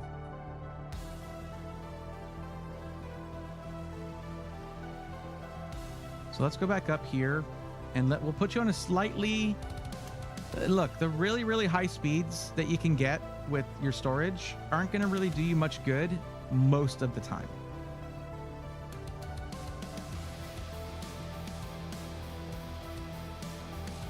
Like a nice SM770. Do you need more than 5 gigabit per second sequential read speeds? Generally, you don't. And that's going to get us a better power supply, which you do not skimp. You do not skimp on the power supply. Such a thing is not done. Also, Noctua air cooler will literally last forever since they'll just ship you new hardware if you need it. Very true. Vanquish Platinum Game 6. What's up? How's it going? Hello, I never had a gaming desktop. Was thinking about getting a Starforge Voyager 2. Is it future-proof? Okay, Vanquish Platinum Games. No computer is future-proof. You cannot stop the future. Whatever you buy right now, there will be something better in 6 months to a year. That's how that goes. It's not like buying a console, where you buy a console when it launches and you're good for like 5-6 years with them not launching anything more powerful than that. With PCs, things get faster every year. So you just get used to it and you don't let that bother you. Now, there are certain things like, can you upgrade it in the future? And that's where you fill out the form that everyone else has filled out. Look, it just popped up, Stream Elements right there. Fill out that form and I'll help you find something that is.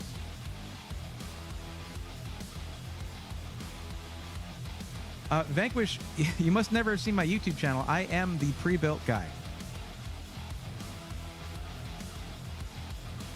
I saw in a video of yours that the KC3000 is good. It is very good. But the Fury Renegade has better longevity. Slightly better longevity. And also the price was only like a difference of £3. So that's why I was putting you on that one. But I think I'll put you on an SN770 perhaps. But let's see what else we got here. Patriot Viper. This Lexar one actually is really good. Let's see what they have on their info. Do they have terabytes written? No. Mean time between failure is one other way to measure. I guess we'll look at that 1.5 million hours. It's not as, to me, as tangible as terabytes written. But let's see if they have that on this one too.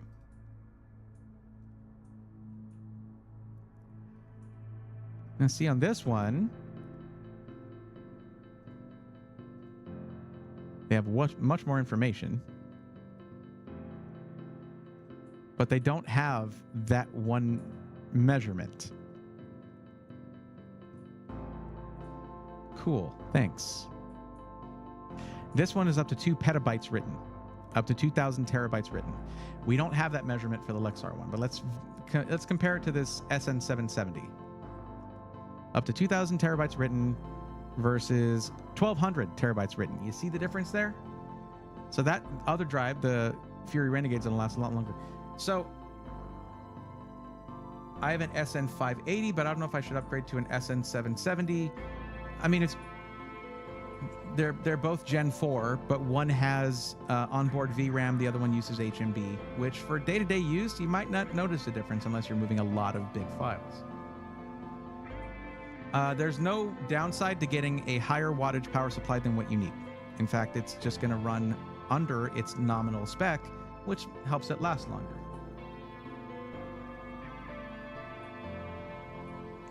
I'm curious. I'm going to look up something here. Actually, does this have the information? It does not. So I'm going to copy this. Or here, I'll copy this part. If it'll let me. There we go. Copy that. We'll go here, hit back, go to the SSD list. D list.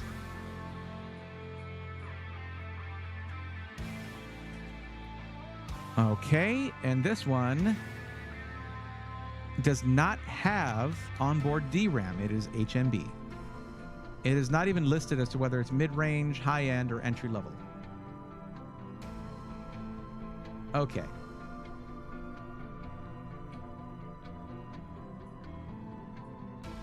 This one does. I know that for a fact. Let's just choose this one. All right, we got to move on. And we're going to remove this one.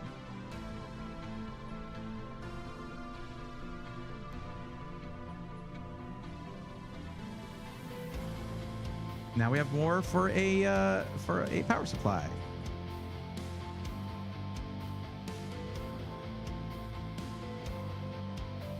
Nice, thank you. I am nerding out here. Love to hear it. Here's the thing about power supplies. When you have a nominal wattage, that power supply is not constantly shoving that much power into the system. It's basically on demand. Whatever the system draws is what it puts out. There's a lot to power supplies. It's a rabbit hole that I've never really gone down that much. But if you nerd out about power supplies, you want to hang out here. Check out the Cultist Network PSU tier list. And this will do all of your power supply shopping for you. If you're doing a mid-tier system, go here, find a gold one that you can buy, and then go with that at the wattage that you need. But here is the link to that.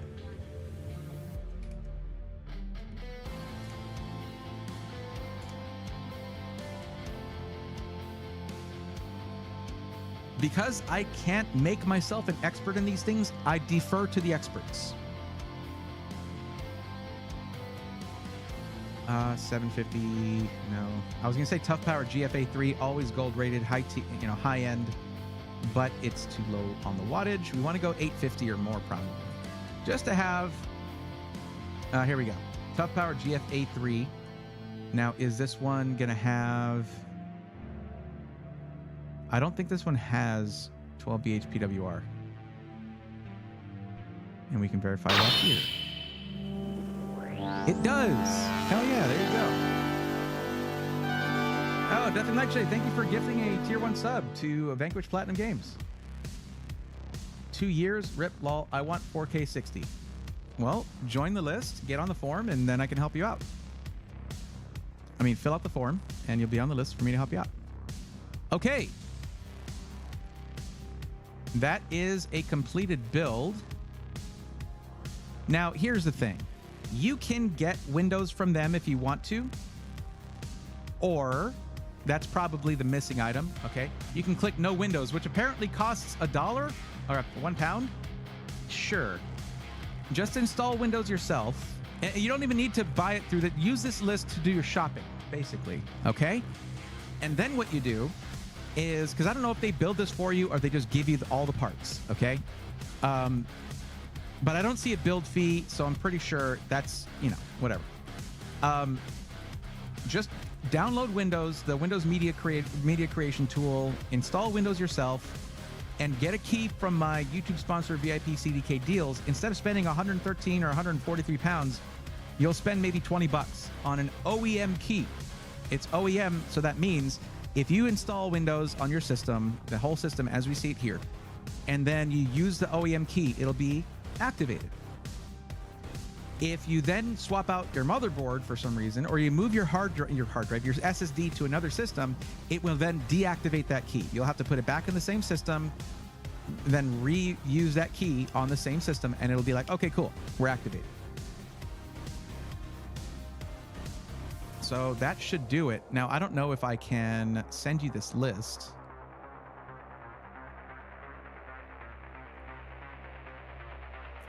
Oh, 3-year on-site warranty for £10? That's awesome.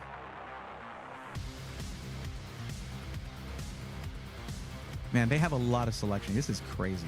Okay. Now, if I hit continue, what happens? Share this build. Heck yeah, look at that. I got a link right here. Man, this is good. This is good. I like this. Okay. Good job, CCL Computers. Very nice. 2 thumbs up. Now, here's what you're going to need to do. You get this thing, you build it. You need to go join the Discord, which is linked in the description, and show off the build in the rigs section of the rigs channel of the Discord once you're done. We want to see this thing all put together. Thanks, man. I made this Twitch account to promote Vanquish, which is 6.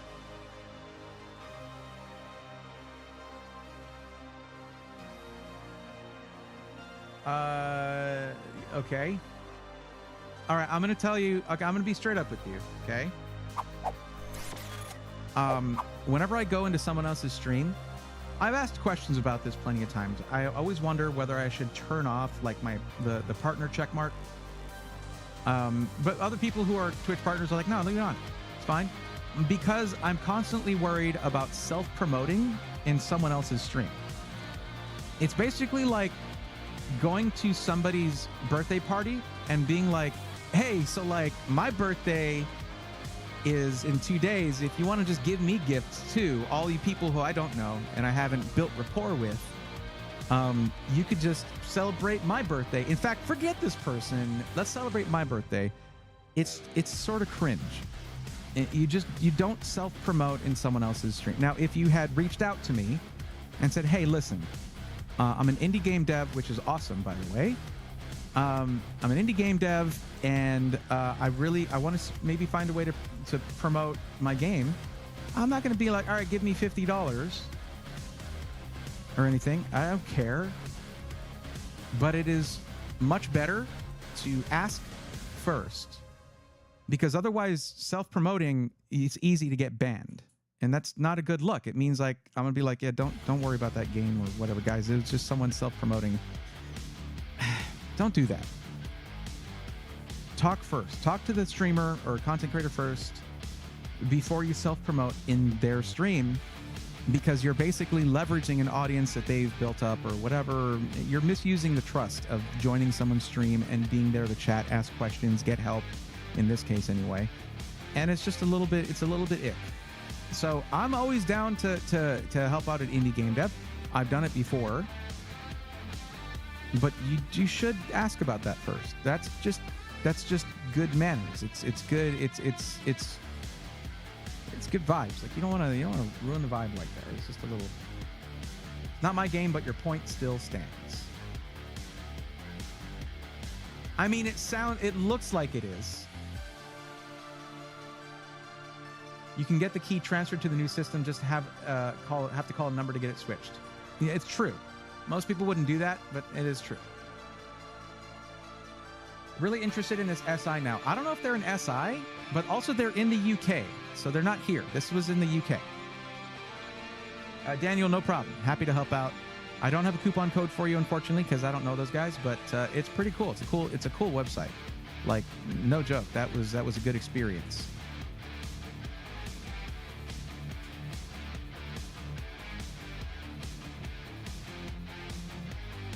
All right, Chater Tot. They had a specific system in mind.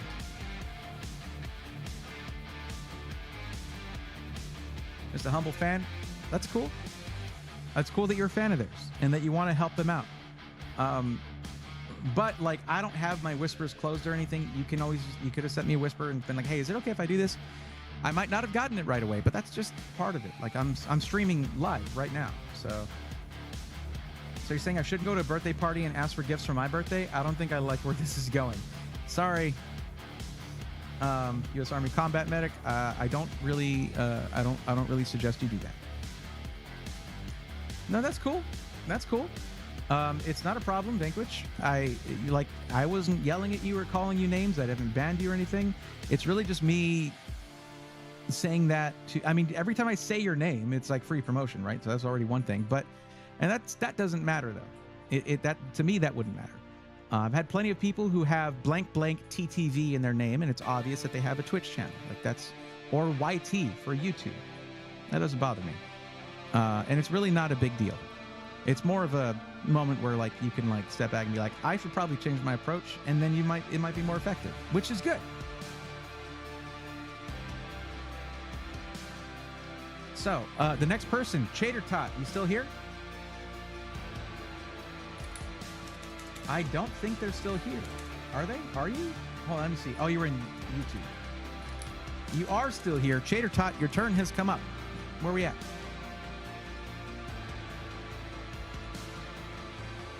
Where are we at? You here?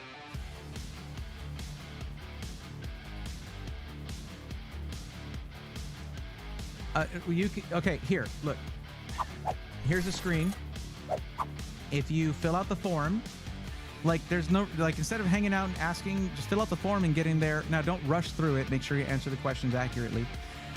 But right now it's Chater Tot and then Geo424. If they're, are you still here, by the way? Geo?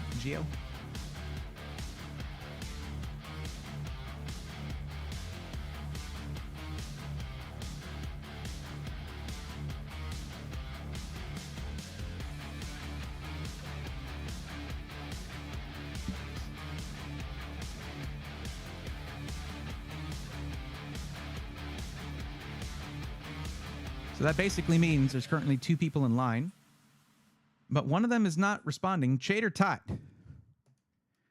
Chater Tot. Where are you? All right, Geo's there, so they would be next. I don't think I need to echo. How about we switch to this right here? There we go. All right, Chater Tot. Make your presence known.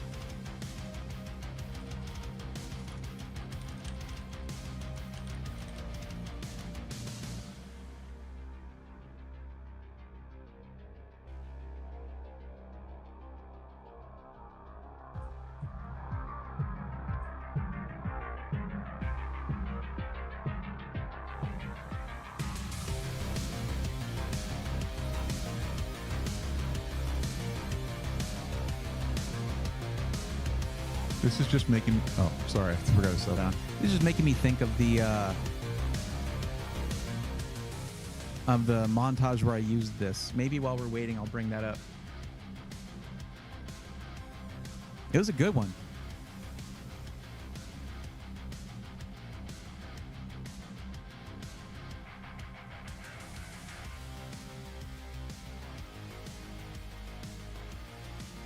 For extra points that don't mean anything, who remembers what montage this was in? What SI was it?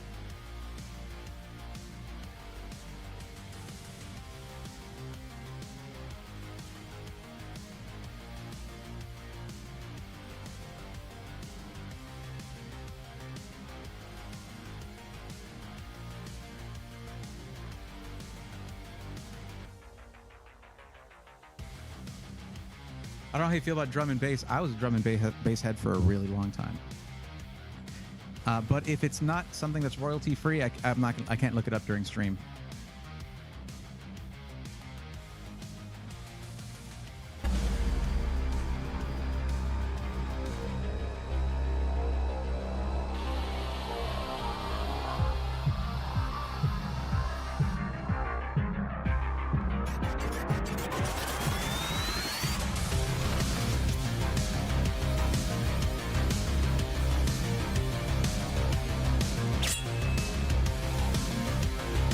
It'll never not bother me that I didn't get the color temperature right on both of those. If you direct, it was a great PC, great montage. I think it was pretty good.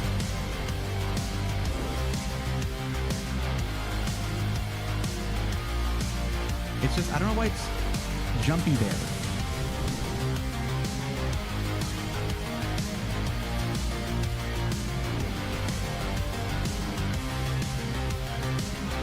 Like it's, I don't know. I never figured that out.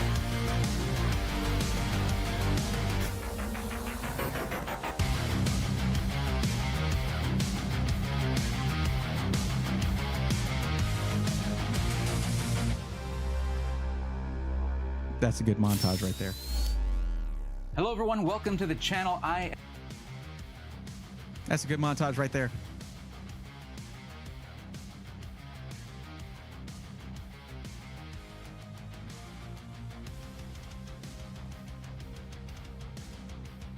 Okay, so it looks like Chater Tot is not responding. So Geo424, I hope I'm pronouncing that right. Let's get yours done. Oh, Best Buy, huh? Yeah, we're not going to do Best Buy. Now, let me ask you, Geo424, what is your actual maximum budget? On my own time? Yeah, I'll check them out.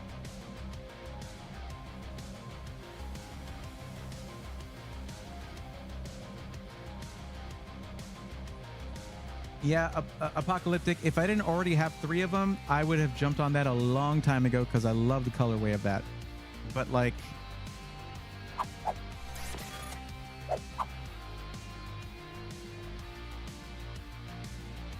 I've already got 3. To be fair, this is the only one that I paid for. The other ones I made when I was at LTX. And they, for content creators who are like featured content creators or whatever, they were like, you can make one. And then I was like, hey, can I make another one? They're like, yeah, go ahead. It was great.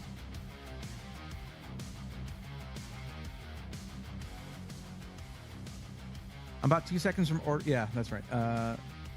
Let me see. What 1500 max 7. Okay, max is important. If you look at the form here, it is all in bold and underlined. What is your maximum budget for the PC? Because now that I've asked you, we cannot change it. So if it's actually like 1800 or whatever, you need to let me know right away. But yeah, it is all in bold and underlined because I don't want it to be 1500 and then you're like, well, I could go up $200 more when I'm already done figuring out your system. Like, we should not do it that way because it takes extra time, and in case there's more people waiting, we don't want that. So, okay, I'm actually going to add this site to... Oh, there's even a build ID? Oh, that's awesome. I'm going to add this site to my list here, so I don't forget about these guys.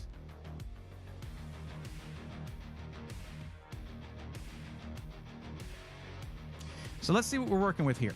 So I'm going to change this to 1700.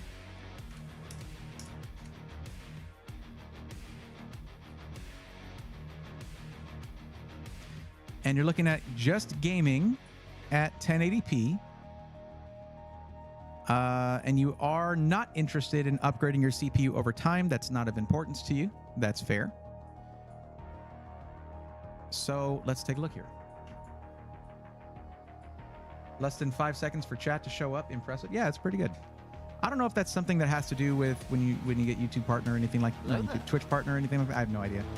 I do know that that's how you get more likely. Yo, what's up? Let's do this here right then.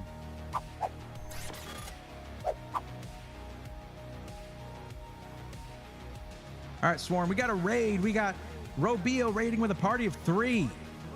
Thank you for the raid. Let's go, nerds.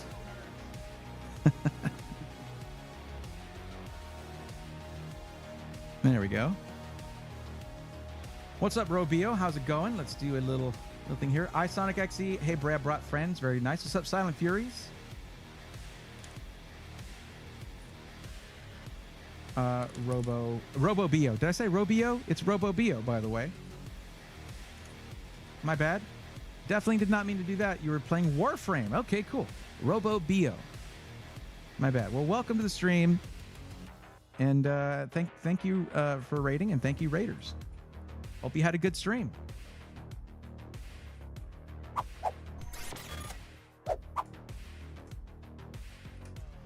So what I'm doing, and this is what I do, is I'm helping someone. They've given me their budget, what they're going to use it for a PC, and I'll help them find the right one for them. Okay, so we have our max budget of $1,700. You're ordering within a month, and you're hoping to get it within 1 week. There is pretty much one place that I would take you for that.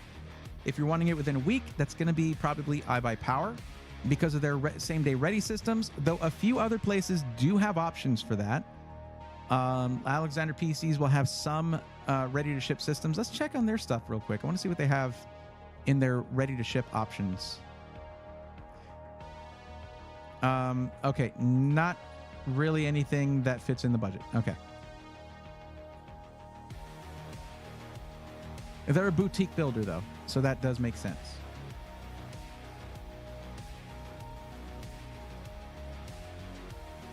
All right, let's go to Ready Pre-Built PCs. We go here. We adjust the slider to bring it to our right around our budget. Okay, it just did that. No, iBuyPower, stop keeping me from browsing your site. Okay.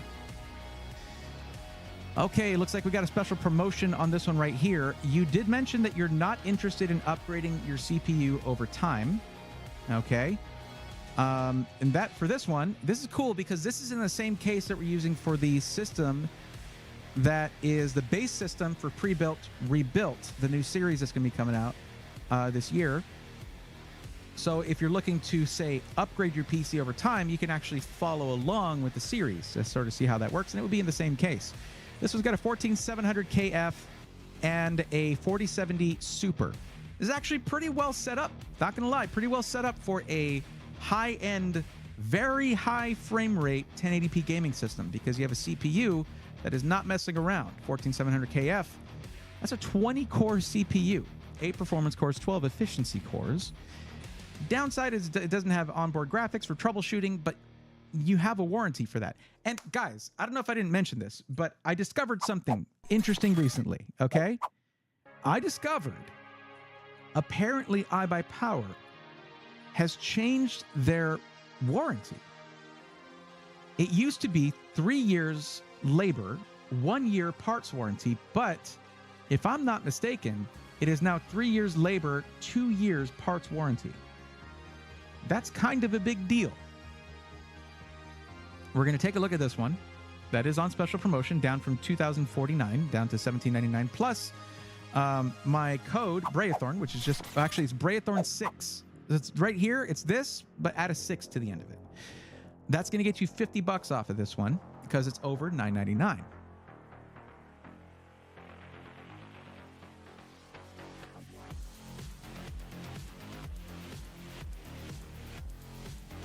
Okay.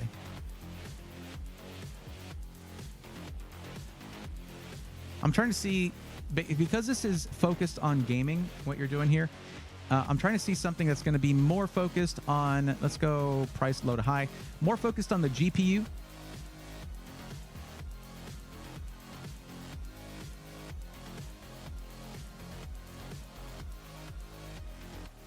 This is similar. Actually, this is very similar.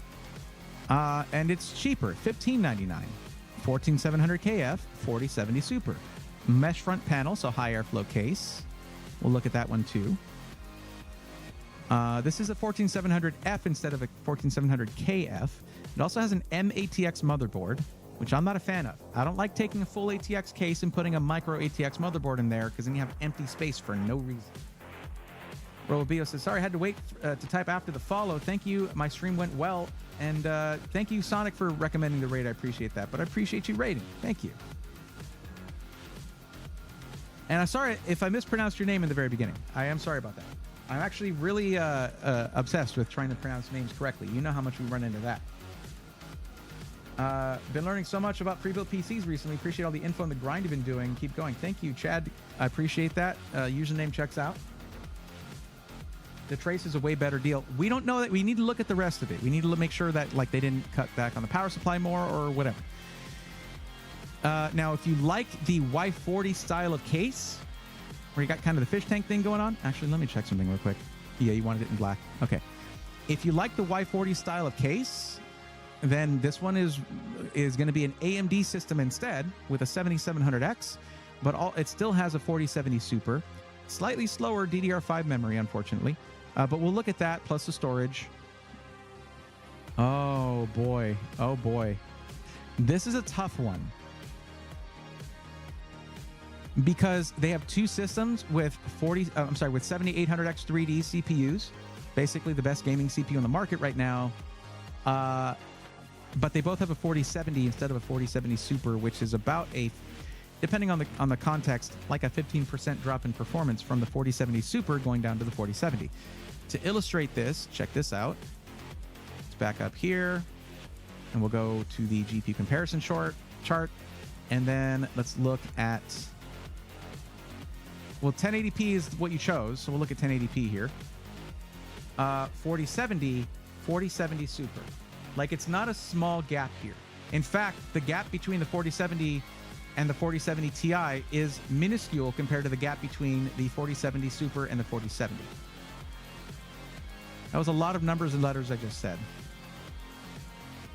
Oh boy. I probably got some of that wrong. But anyways, yeah, 4070 Super, if you're focused on gaming, which you are, according to the form you filled out, then it kind of makes more sense to go with something with a 4070 Super because the CPU isn't going to be as important when it comes to a strictly gaming PC. At 1080p, yes, your CPU is more stressed, but a 14700 KF in a lot of cases is pretty close to a 7800X 3D in performance because it doesn't make it makes more impact at 1080. Anyways, I'm talking myself in circles here. I apologize for that. I have the 7700X and it's a great CPU. It is. What's up, Cherokee Vapor? How's it going? Busy at work, just got here. It's all good. Let's go back here.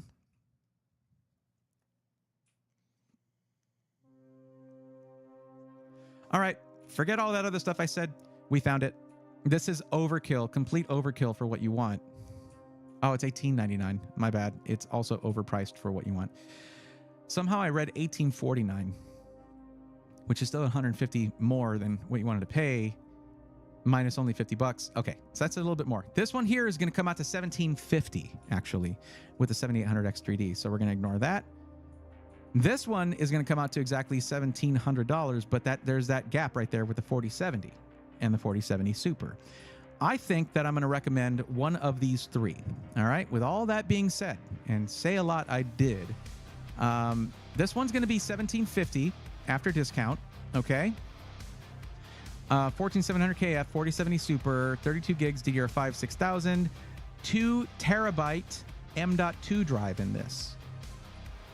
This one also has a 2 terabyte M.2 drive, and the 4070 Super, and the 14700KF, 32 gigs DDR5 6000.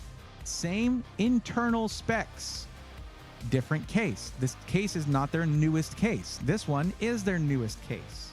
All right? So you're spending quite a bit less on this one. This is a better deal. Like, objectively speaking, they're both the same price, but this one you're saving $450 and an additional $50 using my code. And then here you have this one, which is an Y40. Okay. This is one of their VCTA systems. They're the official PC of Valorant right now. With this one, it looks like you're getting a smaller cooler. Let's double check that. Full specs are down here. 240 millimeter. Let's see what we're getting in this. 240 millimeter. Never mind. It's the same size cooler. What about storage? This one you're getting a faster M.2 drive, but it is lower capacity. Yeah, wait, what? Okay. 4070 Super. This is also an AMD system, so it's a 7700X. Now, I've been leaning towards recommending AMD over Intel because if you look at the numbers, when I ask people if they're interested in upgrading their CPU over time, 68.5% have said yes. It's funny how these colors are reversed, because this should be the red color right here, because that generally means right now in the market right now that you should go AMD. Once the next gen of Intel comes out, it won't be as relevant because you will have something of an upgrade path over time.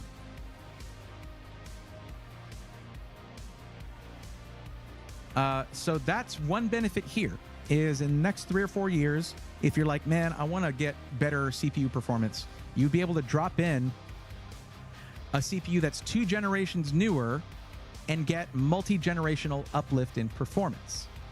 If you go with one of these two, you do not get that, which is why I ask, are you interested in upgrading your CPU? However, you are free to say no when I ask you that, and you did. If you never want to open this thing, you should be able to never open it if that's what you want. The thermals are going to be fine on all of these pretty much. I would say actually the thermals might be, it's hard to say, because a 14700KF on a 240 millimeter AIO is a little, it's asking a lot, but every one of these has a 240 millimeter AIO. It's one of the ways that they get the price to be what it is. I love this intro, excuse me.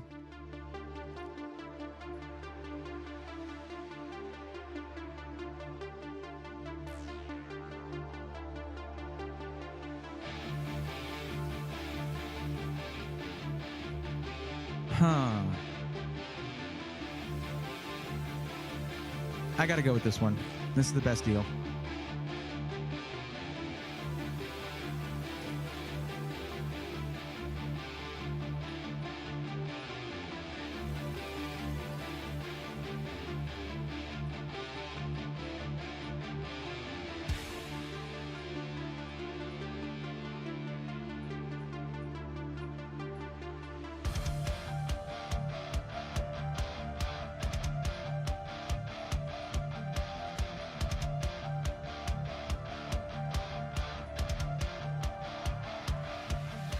I'm just getting you a link right now. I just think that that one's the best deal out of all of them.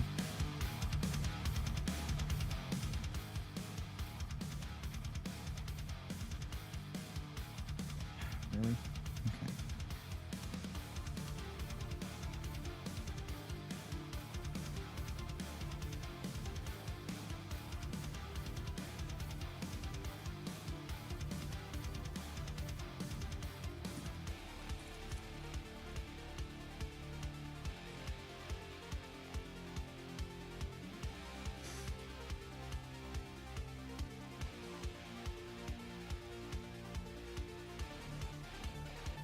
Yeah, absolutely. The faster RAM and the the better capacity. And when you're gaming, look, no game dev studios really went all in for direct storage. It's just not going to be a thing for a long time, if it ever is. So with that in mind, ooh, really?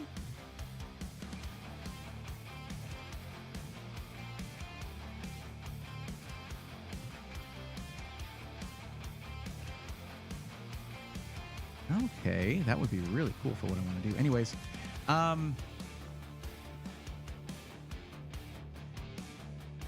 saw something and it totally just like took all my attention.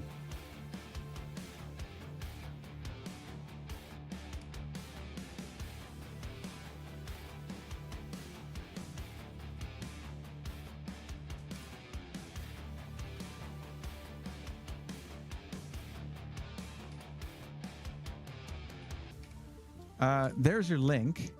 And this is just the best deal. It's just like a crazy good deal.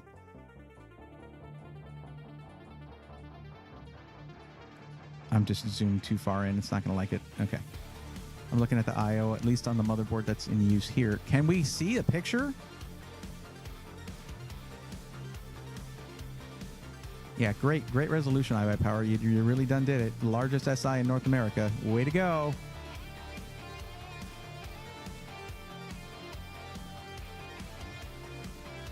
What the heck is happening? Anyway, whatever. It's a good PC. You'll be fine.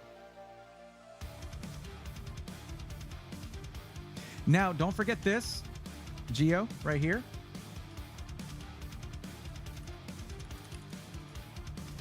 That gets you an extra $50 off on the system.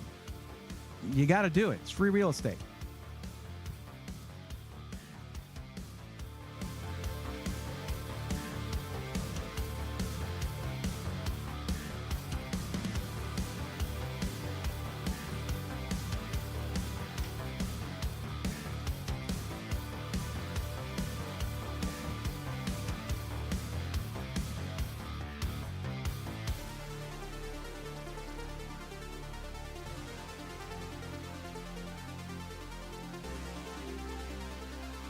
No problem.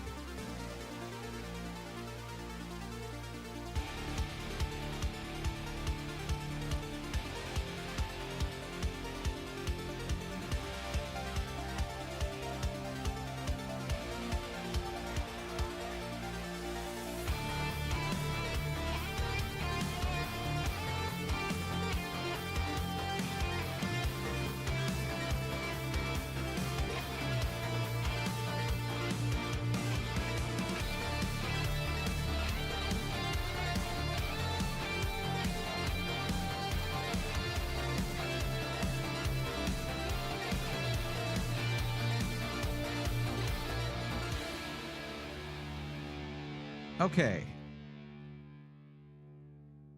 Now, so Vanquish, it is going to be your turn here. What are your thoughts on Falcon Northwest? Oh, gee, what are my thoughts on the system integrator that started it all, the progenitor of the pre-built gaming PC system integrator? Also one of the coolest and smartest people in charge over there, Kelt Reeves, one of just the coolest people I've met while doing this job.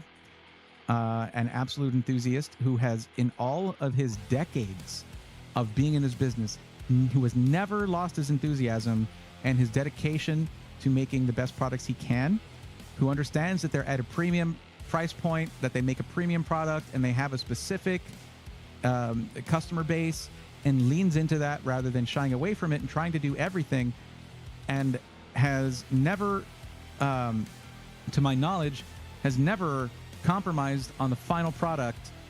And gee, I don't know what am I streaming on right now? Oh, it's a Falcon Northwest Talon. Yeah, I think I like them. A little bit, maybe. They just created the industry that my content surrounds. Only gaming PC I've owned is my RTX 3050 Ti laptop. Before that, I was a console gamer. Well, a PC is awesome. Welcome to PCMR. Just the fact that you want to get into it. The funny thing about Falcon Northwest, I don't have to Like, though I love talking about them, it's not one of those things where it's like, oh man, I need to promote this brand. Like, their customer base knows them, will not buy from anybody else. And they're a rabid fan base. Like, it's really incredible to see. But there are downsides to Falcon Northwest, like the fact that if you want a lot of RGB, you're not going to get it there. You'll get tasteful RGB. If you want to get a case that's not a Falcon Northwest case, you can't buy from Falcon Northwest. You need to like the aesthetic. You need to like their like the size of their cases, the kinds of systems they build, because they don't compromise on that. They choose specific parts that they have tested and tested and tested. They are actually, they have great, very positive influence over the industry, where when all this stuff was happening with Intel CPUs, they were at the forefront of trying to fix it and trying to do something about it. They're just really good. Yeah, it's hard to go wrong with Falcon Northwest if you like the aesthetic and if you have the budget. Yeah, you know, but there are downsides to it, and just like anything else, I'm not going to be out here being like, I like when I was in my early teens, I was reading magazines like Maximum PC and seeing their ads in there for like the Mach 5 and drooling over that. It's one of the things that got me into PCs. So there's another aspect. I am careful about when I cover them because I am a fan of them. I'm a fan of that company, and you have to try to not let that kind of bias affect the way that you review something. It's difficult sometimes. Ask Roby. He and I were probably drooling over the same advertisements in the same magazines. Yeah, just in different parts of the world. Anyways, so you're looking to do quite a bit with this system, which is awesome. You're looking to do gaming, content creation / video editing, and coding / game design. Now, the budget here lists 4,000 or more, so I'll ask you this. And let me fix this because it always drives me crazy. There we go. Your budget is listed at 4,000 or more. So what is the actual maximum budget for your PC? I know there's not an option that's higher than that. So what would you say is the actual maximum budget for your PC? Okay, so I don't do after taxes as listed here. The budgets are before, should not include taxes or shipping. So thank you. Excuse me. I haven't had like any hydration this entire stream. Oh my God. It has been 2 hours and 18 minutes since I've drank any water.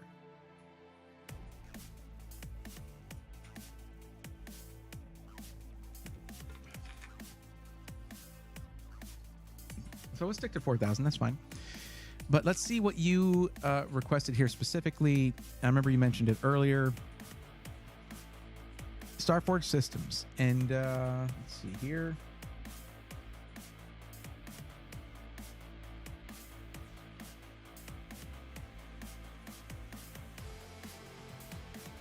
Starforge Voyager 2. Okay.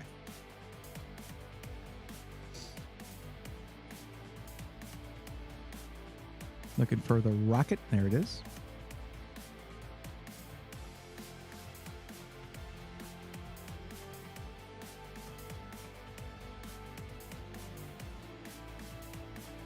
Voyager 2.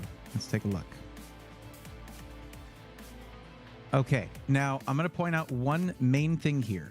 When asked if you plan on upgrading your CPU over time, you answered yes. So if this isn't an AMD system, I'm going to say probably no. And it's unfortunate because Intel systems get QuickSync, and QuickSync is great. It's not the be-all, end-all. It's not a deal breaker, but it is nice if you can get it. However, if you get Intel, you're not going to be upgrading your CPU over time unless you swap out your entire motherboard. But let's see what we got here for our specs, and that's a 14700K. Now, to be clear, that is it's a great CPU for content creation. I used that for a little while. However, the same problems that plague the 14900K, which I still deal with now and then, even with the changes I made, when it comes to exporting video specifically, were still affecting me, even though everyone was saying it's just the i9, it's just the i9, yada, yada, yada. It's shutting down games. It's freezing games. You can't export video. I had a 50-50 shot of exporting video, even using the i7 as well, the 14700K. So that does cause some hesitation on my part for sure. Another thing is we can't change the RAM to 64 gigs, which is what I would recommend for a video editing system. Now, if we move up though, let's look at the Voyager 2 Pro. This one, 14900K. So you're right in that group of people who are having that issue. It's still 32 gigs of RAM, even at how much? $3449. 32 gigs of RAM for a $3,500 system. Now, for a gaming system, that would be fine. But like, also the motherboard is not really what I would recommend. It's okay. It's pretty good. The Tomahawk is always a solid motherboard, but it is not a mid-range motherboard or a high-end motherboard. It is between mid-range and entry-level. Basically, it's entering into mid-range. I have a little trouble with this. So the main thing, though, I would say is you should probably go AMD if you have any intentions of upgrading your CPU over time without having to swap out the entire platform. Okay, you think I'm getting the Elite. Let's take a look. Okay, this is 64 gigs of RAM at DDR5 6000 CL38. I still have a problem with it because it's still a 14900K and you're basically buying into problems. Intel said, hey, we fixed our issues. And then they said, also, we have not fixed those issues. As someone who is a full-time content creator, I cannot, in good conscience, recommend this to you. For that reason. If you were just doing gaming and streaming, sure. Even gaming, though. Even gaming, you'll get kicked out of games. You'll get games freezing on you. Now, I will say, though, they do a good job speccing this thing out. I like the way they spec this thing out. Look at this. I'm guessing they're going to be changing out their coolers from the deep cool ones because they're going to have to, man. There's still the okay. Well, okay. I still don't like the motherboard, especially not for $4,500. A Tomahawk for $45. Look. All right. Let me show you what I'm talking about here.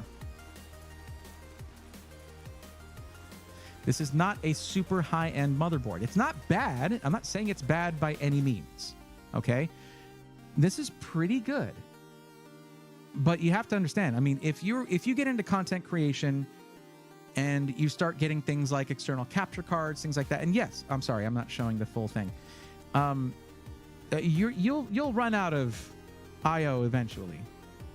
Think about this: mouse, keyboard, headset, maybe microphone, audio interface if you're going to do voiceover, things like that. And then like maybe single capture card, maybe another one, depending on how many cameras you're going to have, things like that. And then maybe a couple more devices. Like you're going to eventually run out of stuff. I overkill on I/O wherever I have the chance. Yes, there's 2 Type-Cs here. I see them. It's just that there's certain features you're missing out on, okay? Like, this is Intel. There's no Thunderbolt on here. Thunderbolt for content creation can be amazing because you can get docks that are, or Thunderbolt hubs that are just insane when it comes to the kind of I/O that you can get on that. Things like SD cards that read at a super high speed if you're recording video and you're transferring footage. The kind of things that I think about all the time because I do this for a living.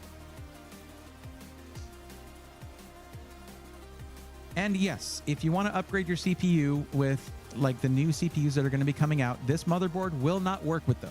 The socket is different. It doesn't look different, but it is different by 151 pins.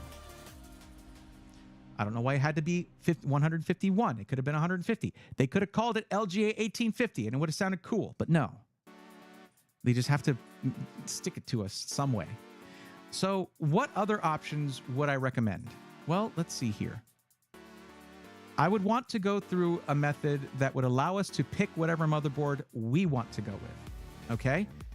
Especially at this kind of budget, you can do anything you want. And with that kind of budget, let me look at this. You're hoping to get this within a month, okay? And I do see the Miami, Florida Micro Center. I don't know if that's opened already or if it's going to be opening soon. I have no idea. But what I would probably do is go here. let's see if we can manage this, okay? If we can do this with an AMD configuration, with a motherboard that has a lot of I/O, that also can, but also fit a 4090 in the budget, let's see if we can manage that. This is a boutique builder, meaning their prices can be higher on certain things. However, I got to change the case. What did you say you wanted? You wanted it in black. Okay. Let's go, not here. It was here. Let's just pick any case that lets us do a 4090. We'll look at the case stuff afterwards. And then we'll go with a 7950X3D, which raises the price on everything because it's going to accommodate everything there. Changing the motherboard, changing the RAM, all that stuff. Now, what if we do a 4090? Okay, we're still in budget. Let's see if we can do everything else here, because here's the thing. It's not just buying the system, how it's going to look, that kind of stuff. It's also the ownership experience. And Alexander PCs, when it comes to warranty, they cannot be beat. They have a lifetime warranty. Look at the feedback that people have given in the Discord. It's 100% positive.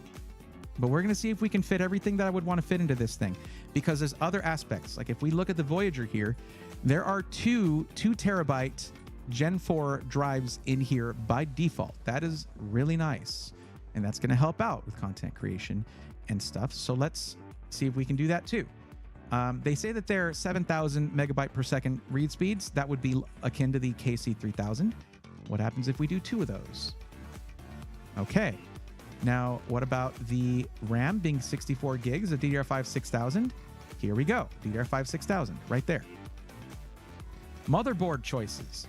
Now, this is where we get to choose our own motherboard, and this should cost a little bit more than the other options, because on StarForge, you cannot do this where you customize a system. Now, this is the X670E-F. Yeah, we do have a $50 coupon here. Do not worry. We do have that as an option. But I think this is going to go over budget if we try to do this here. So instead, we're going to go with another SI that gets really rave reviews in our Discord in the SI testimonials. We'll go to SkyTech and we'll do a custom system there. Let's see. Custom PC builder. So what we're going to do is we're going with a large SI that has a high volume of sales. I went ahead and skipped past Alexander PCs because we're on an ad break. Okay, but you're subscribed, so you're good. We hadn't done the power supply yet. We hadn't changed our case yet to something that's going to be able to fit more hard drives, things like that. And it was still already over budget. So we're going to try here and see how that goes. So go here. Choose our CPU, 7950X3D. There it is.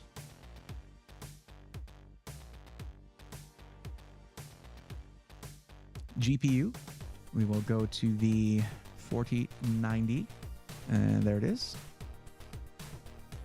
Wait, why is it up there? And also here, $900 there. Because that's a specific one. Okay, well, that shouldn't matter. Save $50 on that. Every 4090 is pretty much built like a tank anyway. Now, if they put a gigabyte one, yeah, there's talk about PCBs cracking, things like that, but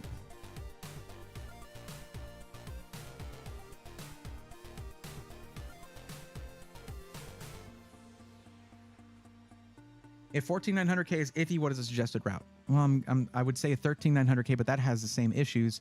So probably AMD if you're going really high end. You lose out on quick sync, but with the power of the system and everything, it should run really well anyway in video editing.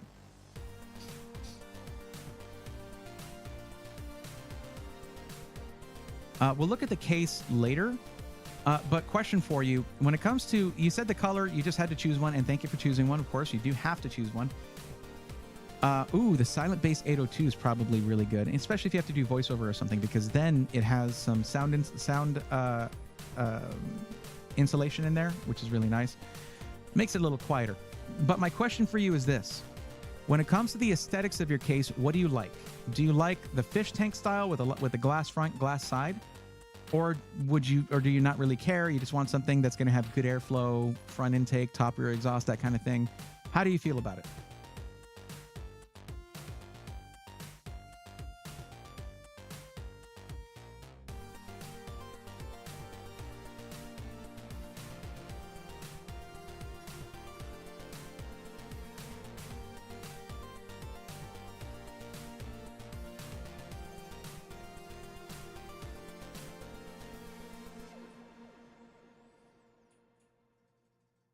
Function over aesthetic, but seeing inside is cool. Okay, well, I'm going to show you something else that's cool. So this motherboard is not crazy expensive, but check this out.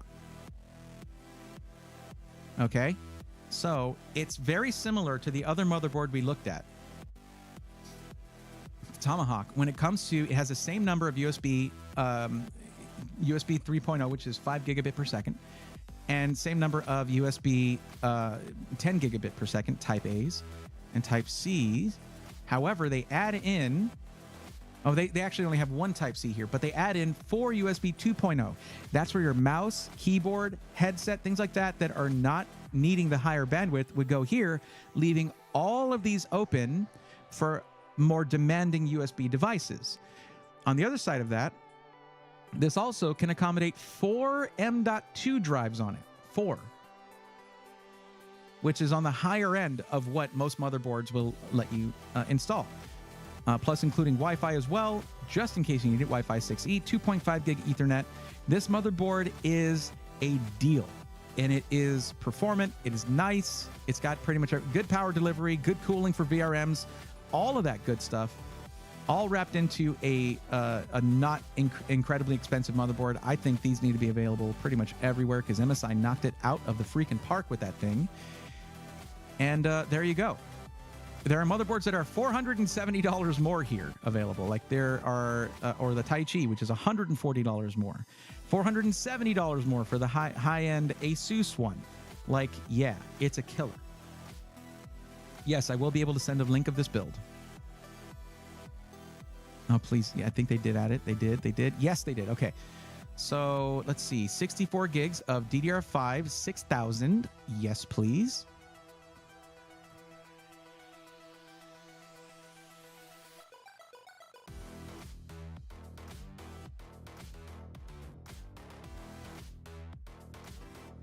There we go.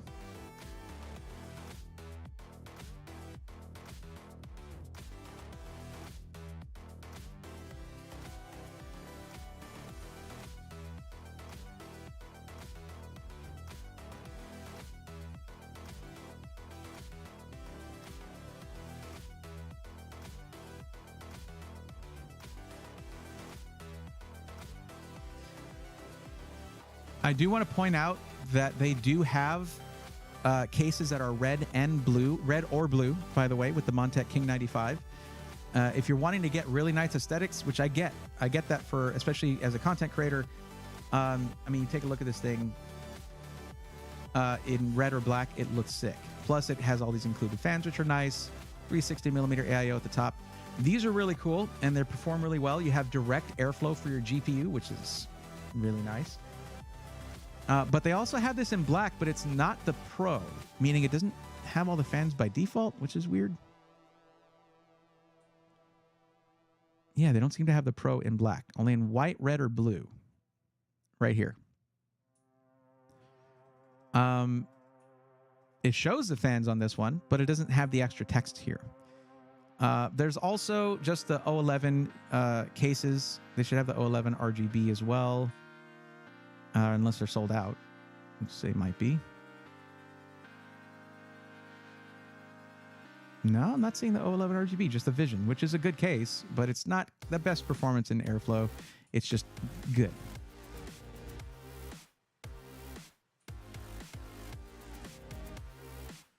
Like Hogwarts, but my RTX 3050 laptop had a hard time. 30 FPS, yeah, that'll do it.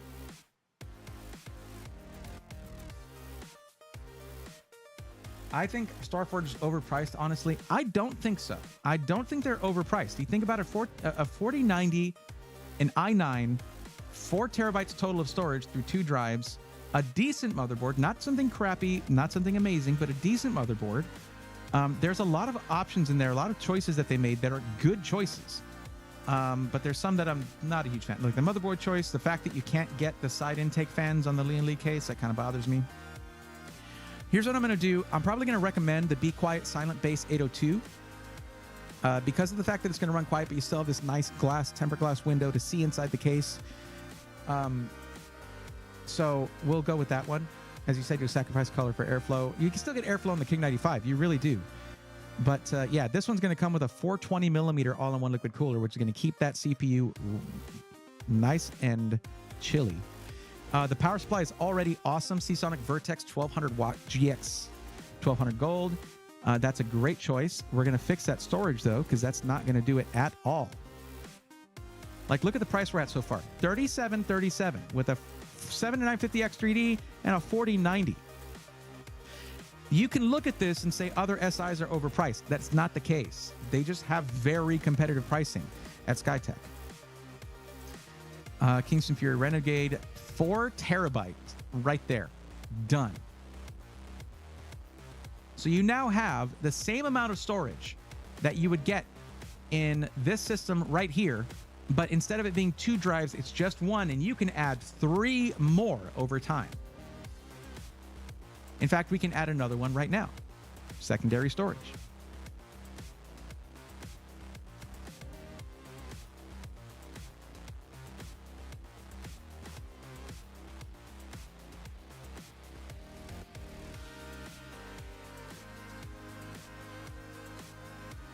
Oh, dang. The SN850X is a 4 terabyte of that is quite a bit cheaper than the Fury Renegade.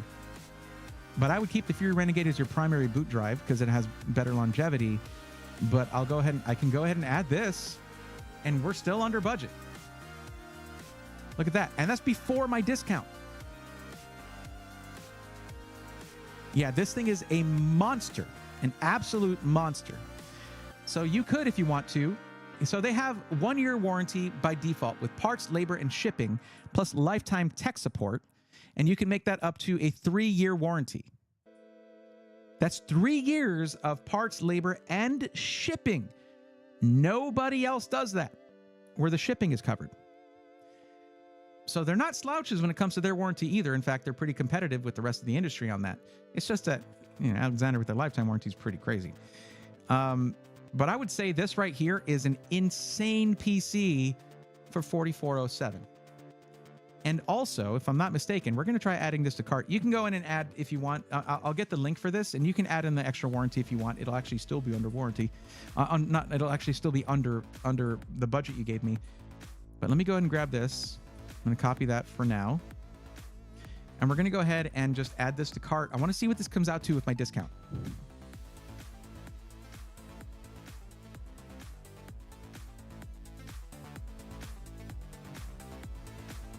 Their site is a bit slow, to be fair.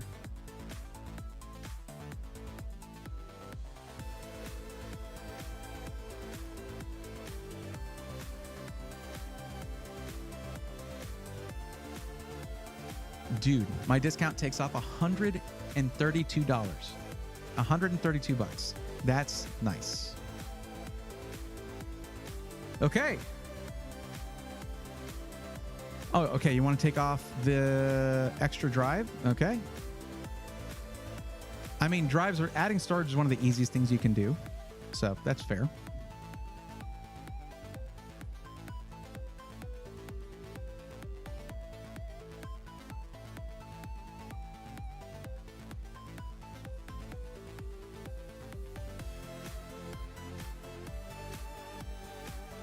In fact, you can take that amount and put it towards an extended warranty if you want to. I mean, if this thing is going to be your career, it's your work, it's your job and all that, like you're working on it, or you start out with it and it might not be that, but if it becomes that, then yeah, it could be good to have that extra warranty on there. Still $122 off, coming out to $39.65 and 27 cents. And if we proceed to checkout, I'm going to show you something here. I'm not buying it, obviously, but shipping is free. Another fun thing is that you have the option to have them build your PC live on Twitch. If you select this, it will take longer to get your build because they have to fit it into their schedule of doing PC builds live on Twitch. But you get to watch it being built and interact with the people building your PC, ask questions, watch the process. And you get to basically visibly quality check their build quality live on Twitch.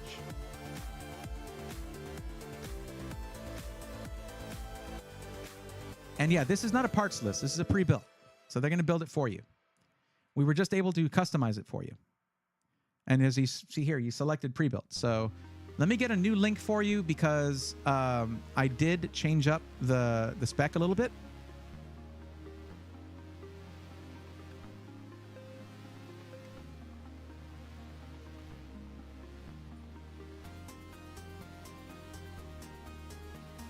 And you see, it looks like it kept that previous spec.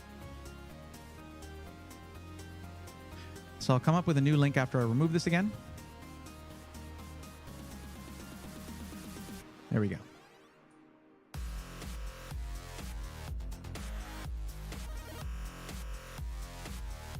What is the coupon code? It is SWARM, SWARM.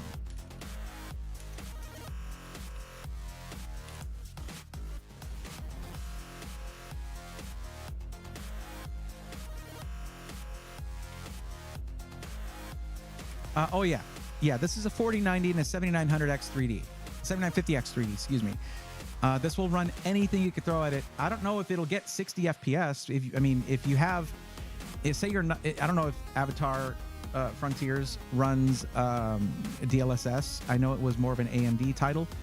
But if you run things like FSR, it'll definitely hit that. But I can't really tell if you're going to be running 13 tabs in the background like I've got up here in this browser. That'll slow down your FPS. I can't give you an FPS guarantee, but it's going to run it as well as anything on the market can run it, basically.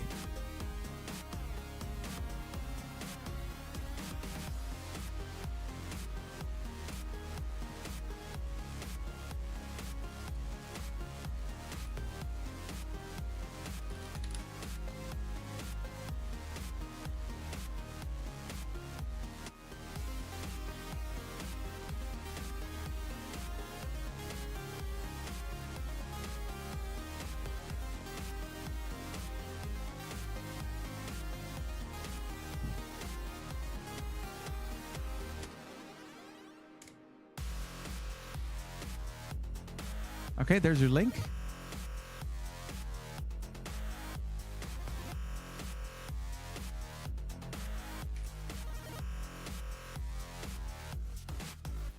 I know I'm doing a good thing. I like what I do. This is good stuff. It's fun.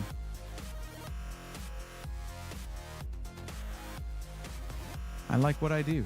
And nobody else is doing this, which is, I don't know, it's kind of silly to me because there's just something hype to me, something fun, something engaging about seeing a situation where someone's like, hey, I need to get this. I'm not sure about the market. Market's crazy. I have maybe an idea what I want, or I have no idea what I want.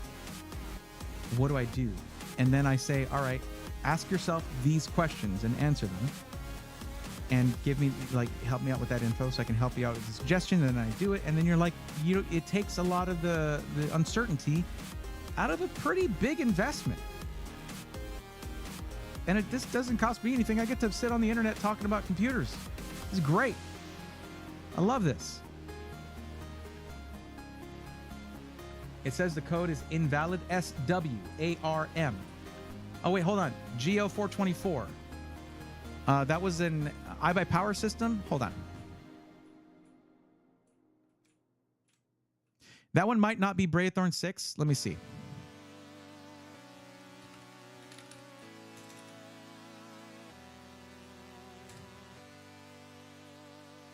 Okay, what if we take out the 6? Yeah, I don't know what that's about.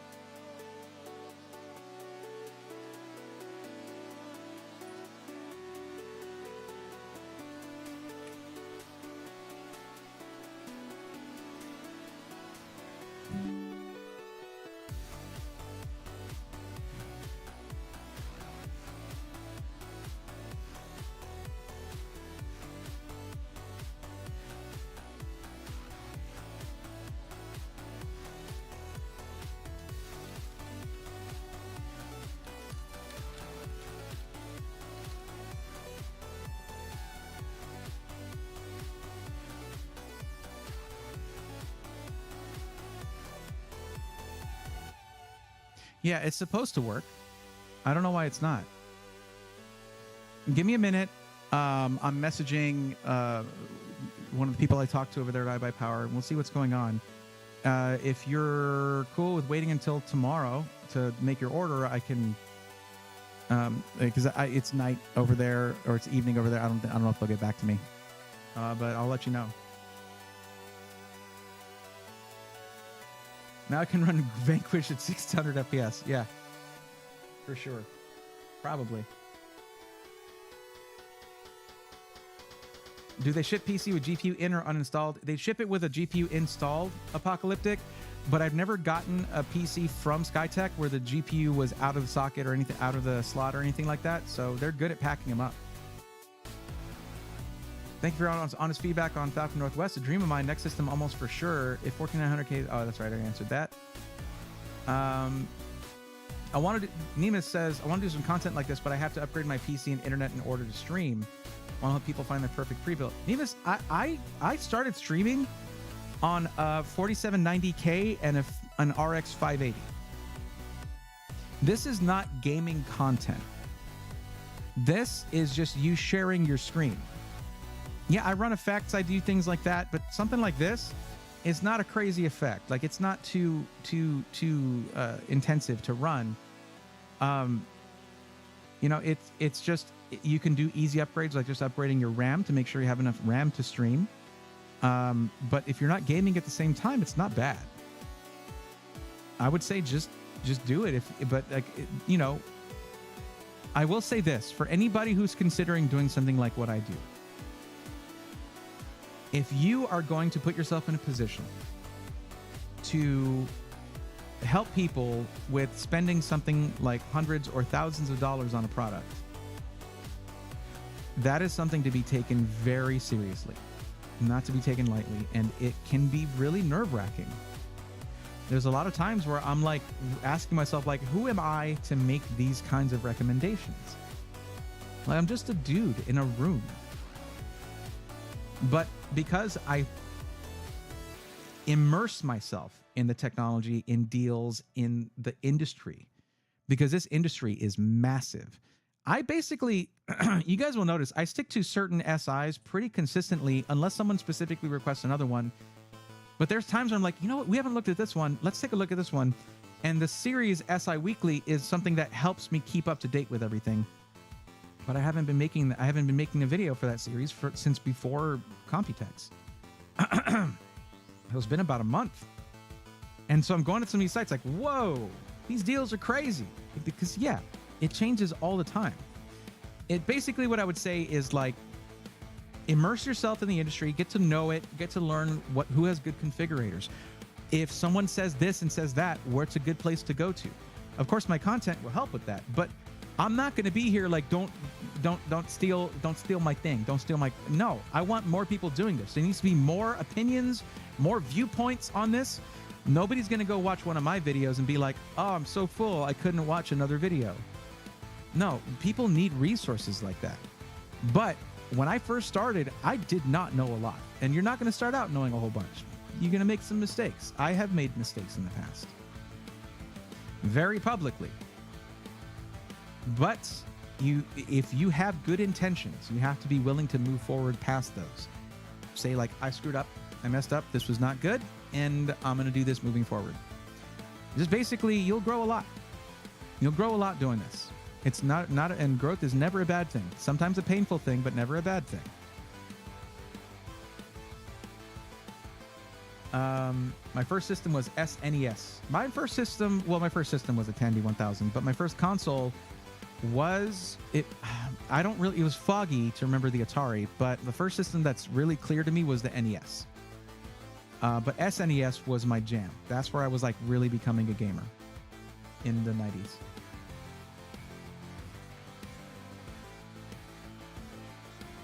I did have a Genesis as well and a Sega CD. Shout out to those who remember that thing. I had a Sega CD as well, and it wasn't the sideways thing, it was like the stacked one. Some great games on Sega CD, man. Not a lot of them, but some.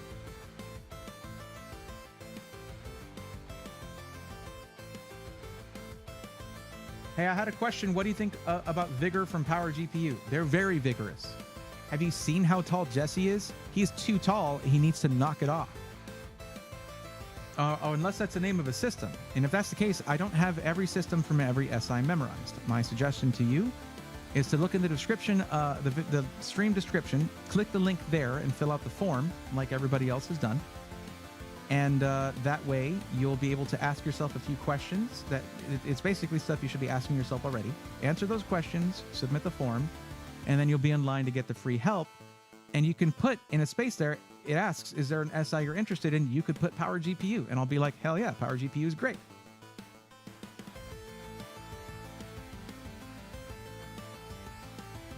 Braithorn, did you see TechSoar here? Say what? Oh, K-Bash, what's up? We had something before the NES, but definitely Nintendo is the most memorable. I'd watch my brother play Zelda.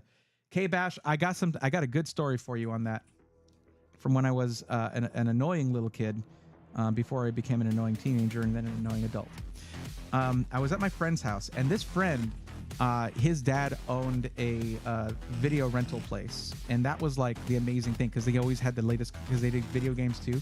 Always had whatever consoles, games, anything, all that stuff. But they were playing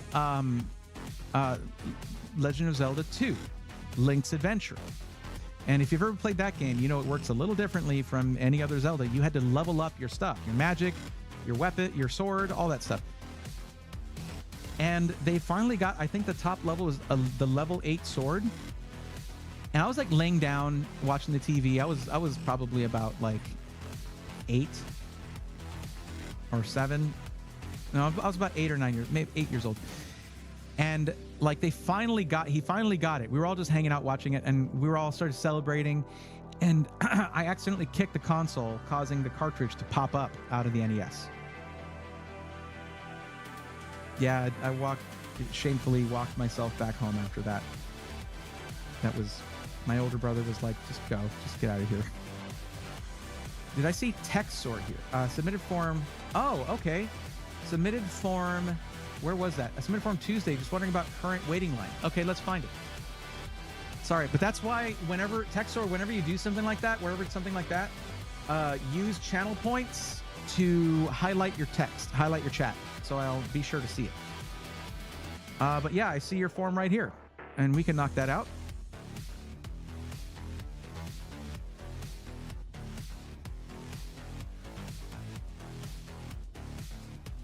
A parts list, A.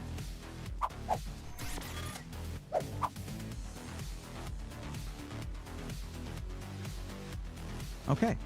We'll go to PCPartPicker.com and we'll do that. Have a good night. Thanks for your help again. Nope, absolutely. Come on back anytime.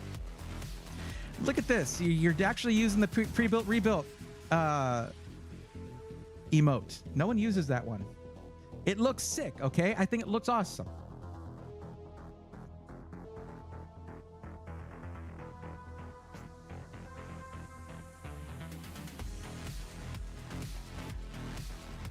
Ema Stark, thanks for the suggestion. Appreciate it. Of course.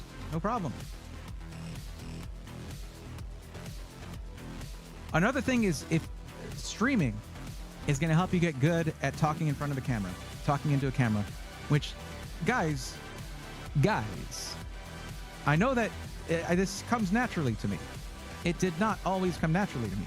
The only performative stuff I've done was usually in front of an audience, doing theater or improv comedy stuff, improv group stuff, or whatever. Talking directly into a camera, I had a little bit of experience with that, with some like local TV shows and short films, things like that. Never just yammering into a camera. Usually I had something to say. So the sooner you get used to that and it comes naturally to you, the better. Because it won't automatically come naturally to you.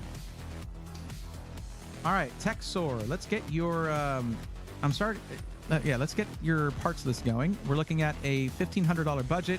If I may ask, what is your maximum budget for your system? As you guys know, and I say this all the time, for those who are here all the time, I'm sorry. The budgets are listed in increments of $500. So you're probably somewhere in between this $1,500 and $2,000. So what is the maximum budget for your system? Braves Brothers, Blues Brothers. Yes, I love Blues Brothers. That's a great movie. Well, Texor, if you do parts list, just keep in mind you will be building that yourself. However, I can suggest it because if you're open to it, the fact that you're looking for 1440p gaming and racing sim / flight sim, you're going to get more for your money if you build it yourself. I will never deny that. Okay, the maximum is lower than 1500. I really need to put a category in for that. I need to change the categories for the budget because there's nothing for 1,000 to 1,500. It's under $1,000 or 1,500. That makes no sense, and I wasn't thinking when I did that. But I have to lower your budget then. I'm definitely going to recommend at that point then that you build it yourself, because if you get your system pre-built, you're paying for a company to build it for you. You're paying for that warranty. You're paying for the shipping in some cases. You're paying all that stuff. So we'll do a PC part picker list for you, and you will benefit from it in the long run.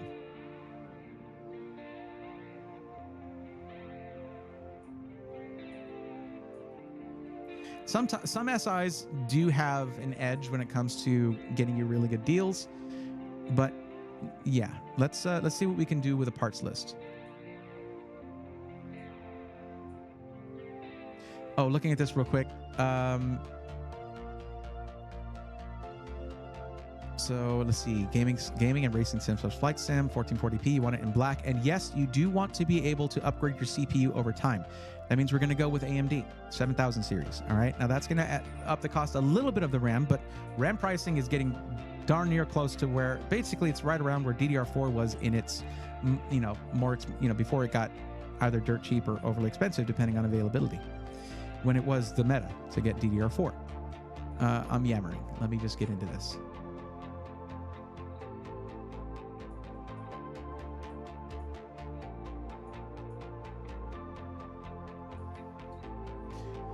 So I would say, because of what you're doing, a 7600X is probably a good start. What's the price difference between a 7600 and 7600X? I will have a few questions for you.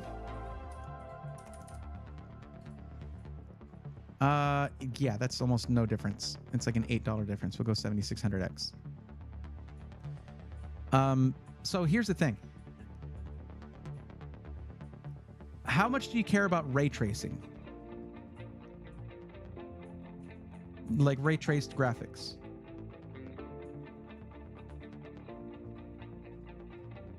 Hey, what's up, Jazzman? How's it going? Dumpy Koala, you said yes. I understand it is the name of the pre-built. I'm hoping that you did fill out that form. Actually, I can check that.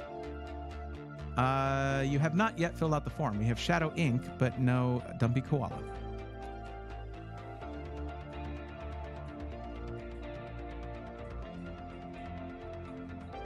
It's linked in the description. It's the first sentence there. If you're looking for help with the pre-built or with the system or whatever, click the link, fill out the form, and don't rush through it so you don't get anything wrong on there. But yeah.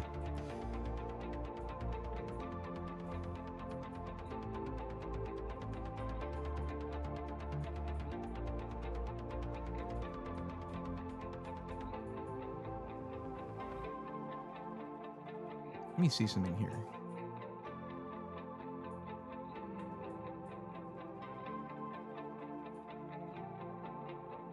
So that's the one that I've been recommending a lot. It is $259 though. Like B650 is what you should be going with. So we should find you a B650 that has decent I/O because it's for a sim rig setup. You want the system in black as well. Let me see here.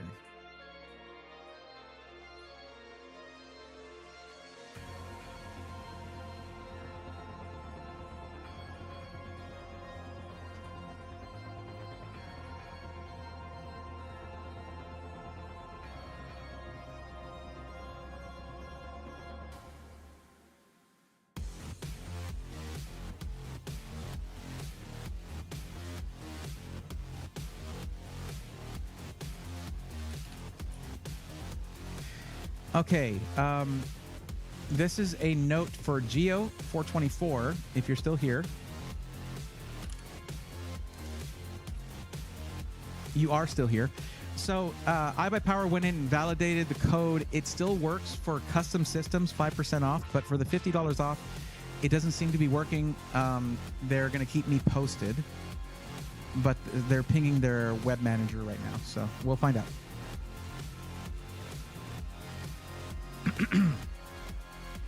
I mean, that's okay. That's not bad. Could be better. But for a sim rig setup, this is going to be a little iffy. But you could put a PCIe card in there. That's probably going to be the move. Let's see what other options there are. You want full ATX?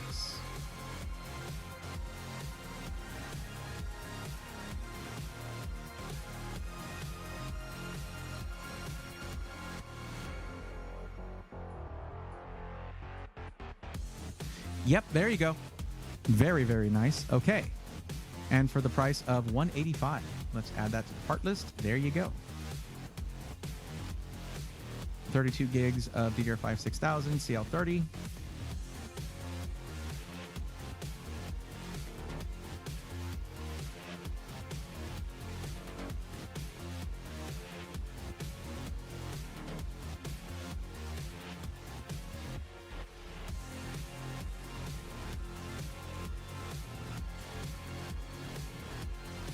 G-Skill Flare X, 32 gigs, DDR5 6000, CL30, $104.99. There you go, G-Skill.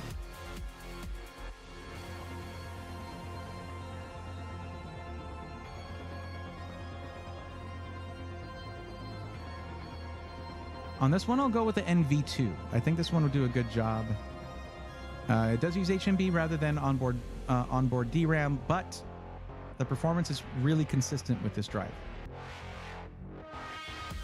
And the price of $60.99 is very good. Video card. Here we go. Mostly to playing easy run games except for a little DCS flight sim on the side. Well, as long as if it has ray tracing options, shut those off because I'm probably going to put you on an AMD GPU and you will benefit for that greatly.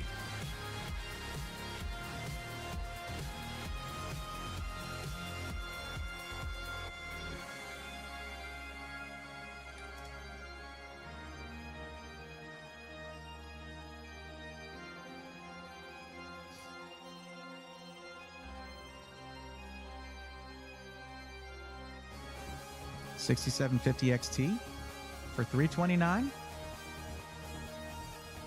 Very nice.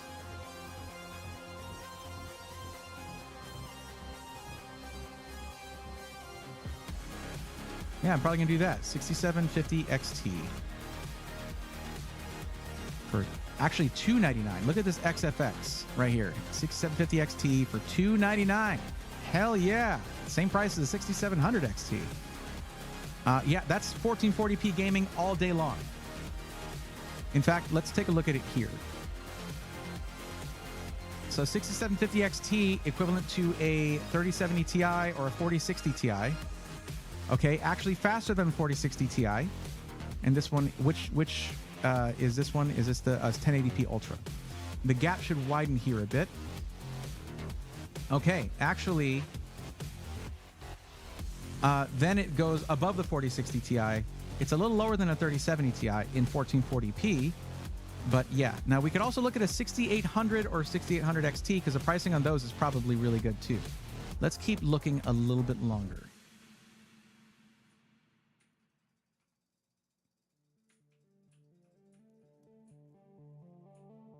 Wait, just Gigabit? No. Oh, that was the motherboards. Oh, it's because I was here. Okay, my bad.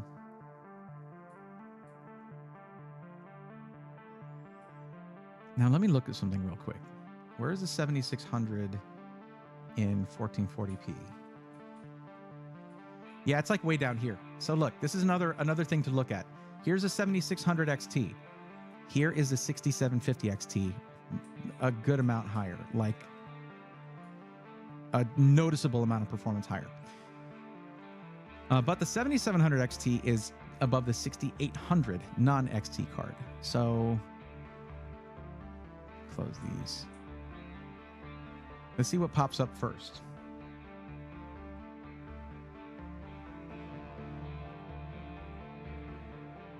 So there's a 6800 for $359. That is a jump from here to here for $59. Not bad at all. But then there's a 7700 XT for $396. That is a smaller jump from here to here for an extra $40. So I would say the 6800 might be the way to go.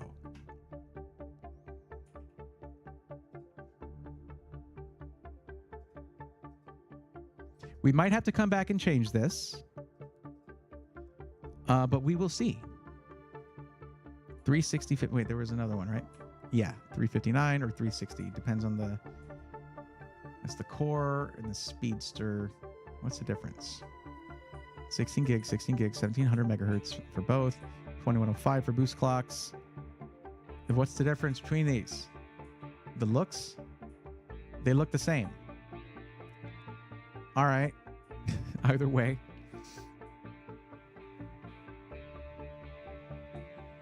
Would a 7800 XT be a good option? I don't know if that's within the budget. Because we're not compromising on anything here. I'm not going to do crap motherboard, crap RAM, crap storage, great video card. That's not really how I operate. I try to give you a balanced system. But we might have extra budget left over after we do case, power supply. We'll find out.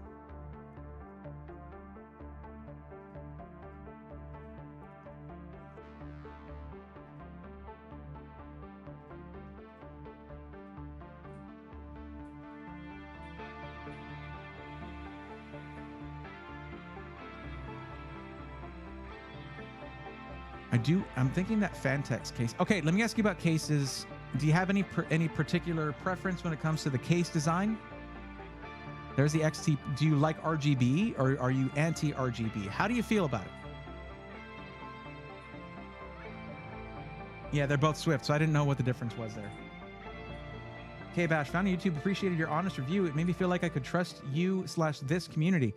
I hope so. And here's the fun thing. Like, to me, I mean, when I do a PC review, it's sometimes a toss-up whether they're going to be like, yeah, keep it, give it away, do whatever you want with it, or they're going to be like, yeah, we need you to send it back. And it might surprise you that usually it's the larger companies that want you to send it back. It's funny. But that never, ever influences what I say about the thing. The company that sent me the most PCs where they're like, yeah, keep it, has been Skytech. I have reamed them over stuff before when it comes to things like cable management, the way that they orient their AIOs, QC issues, things like that. And they're like, yes, that's what we want from you. Please continue doing that so we can see where we need improvement. To them, they're getting free consultation for the price of a PC, which they pay cost for. Would like RGB in the case, fans? NZXT H5 Flow. You see, there you go. Now you've told me a case. That's going to make this a lot faster. H5 Flow, $94.99. Does not seem to come with RGB, but the NZXT H5 Flow RGB does. For less money somehow. $5 less, and you get RGB fans in it. So that tells us what kind of cooler we can go with. We can go with an NZXT cooler. Hadn't done the CPU cooler yet. Now, you don't need a crazy cooler for this. You can go with just an air cooler. But if you're going to upgrade your CPU later on, you're going to want to upgrade the cooler too. So we can actually go with an NZXT air cooler. And it's going to look good in there because it's going to have the same kind of RGB LEDs as you have in the other fans, all of that. Or you can go with a Kraken cooler right here. And it's 160. It has a little screen on it by default. It's really not bad. And it is within budget to do that. But I think I would rather let the CPU have the air cooler for now and we can bump up the GPU then, okay?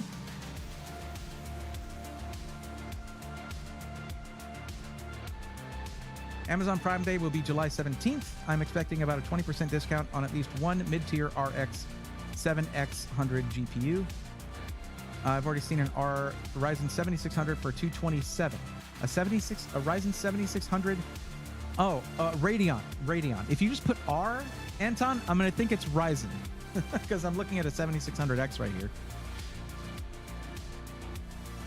Is it ideal for me to mount my AIO at the top of the case? I feel that way. I like using the AIO as exhaust, but it's going to come down to preference, really. I mean, you can test it too. Are you going to use it as intake for the front, giving you higher temps for the ambient air inside, which is what your GPU cools itself on, or you can let the GPU heat up the air in there and let your CPU get higher temps. It's really up to you. And it also comes down to what you prioritize. If it's just a gaming PC, prioritize your GPU. Oh, it's okay, Anton. I got you. You can always add an AIO later. Very true. So let's take a look. We got to do the power supply first. I don't know if we're going to have much budget left. We're going to do the power supply. And I don't skimp on power supplies. But they always put the RM850s and E and RM750E right at the top. All the Corsair coolers always go at the top, but it's not necessarily always the optimal choice. So let's select our wattage, and we'll say 850 because we currently have a 6800 in here. Let's say 850 watts, and we'll go by price.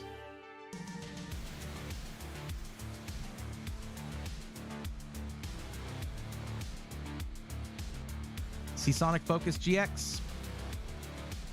That's the ATX 3.0 one. You don't need that because you don't have a... there's a Focus Plus 850 Gold for... Yeah, but I mean, having the ATX 3.0 can be good because if you ever do get an NVIDIA GPU, you have the native connector, but it's really not necessary. Also, you do have triple PCIe connectors, so you're good when it comes to putting in a beefy AMD or 30 series GPU from NVIDIA. I would say this is going to be a good one right here. And highly rated, always very highly rated. Seasonic is one of the best in the business. So now we're at $11.49 and 14 cents. We have $150 to play with the video card. Let's go do that. Now, looking at this list again, the 7800 XT kind of tops all, except for, unless you get into like 4070 Super. So we can see between 4070 Super, 7800 XT, 7900 GRE is a nice step up too. And yeah, once you get into 6000 series, it's really not worth it to get the 6900 XT or 6950 XT, in my opinion, because you're talking about a lot of power usage. It's going to be less efficient of an option, especially if the pricing is similar. However, you find a good price on one of these that's a better price than these here, you're going to get more VRAM in this. It's going to be a monster GPU when it comes to VRAM and rasterized performance. I don't know if that was useful information for you. I hope it was. Anyway, so let's stick with AMD though for now. I had searched Radeon before. There we go.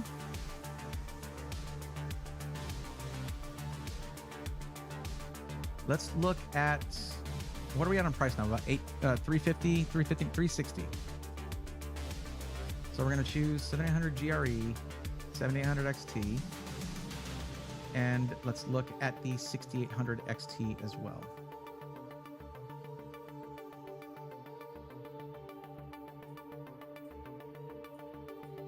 And why not? 6900 XT. And then we'll arrange this by price. Okay, so the 7800 XT is going to be the cheapest option here, and it's within budget. So 7800 XT is within budget. But looking at this, 7800 XT is right there, and it is above the 6800 XT in 1440p ultra rasterized performance. This is all generally speaking. This has nothing to do with any single game, by the way. Okay? So the 7800 XT is underneath the 4070 Super a little bit in performance. So let's look at pricing there. Let's bring up the 4070 Super. That's the wrong window. I'm going to keep doing that unless I do this. There we go. 4070 Super.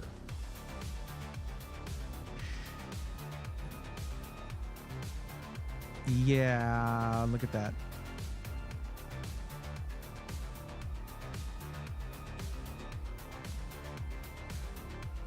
No 40, not one 4070 Super yet.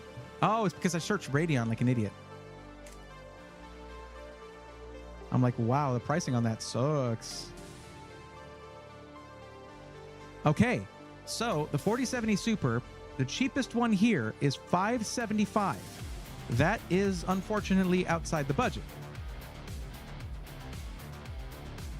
And most of the cards you're going to see here are 7800 XTs within budget, 7800 XTs, 6800 XTs.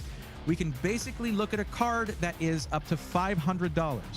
And the highest end card up to $500 is a 7800 XT. Between that and the 6800 XT, as I mentioned earlier, 7800 XT does beat the 6800 XT. So that's going to be it unless you raise your budget. That's where you're at. And you asked specifically, can I do a 7800 XT? I'm happy to say, yes, you can. 7900 GRE time? No, it's not within that. Simon's 69 says, you're very similar to T-Mob. I don't know who that is. Should I know who that is? I wish I did.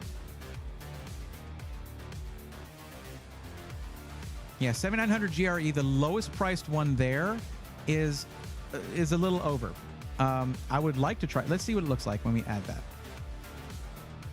And we got to remove this one. That makes it 13, 19, and 14 cents. Just to be clear, okay, Texor, right here, the 7900 GRE is up here, and it is $20 above budget. If you're okay with that, I'm okay with that.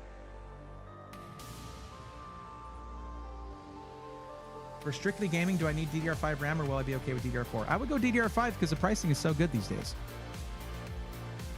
I need a PC, but I don't know where to start. The place to start is in the description. Click the link in the description, fill out the form, and then you get in line for help if you do that. I don't have a budget. You need to figure out your budget because it is one of the questions in the form that you have to answer. Figure out your budget. I can't figure that out for you. Unless you want me to. Your budget is now $6,000. You have to give that to me. You have to provide me with information if I'm going to help you out. Mostly need it because I want to break into IT. I want something reliable and quality. I can point you in the right direction, though, and I would happily do that, but you have to do the process as everyone else does it, which is filling out the form, linked in the YouTube stream's description. I can spare 20 more bucks. Heck yes. This is going to be a 6 system either way, but there you go. There's your system. Now, you have a lot of room to upgrade on the CPU here, and that's exactly how it should be. Because in about 4 or 5 weeks, Ryzen 9000 series CPUs drop.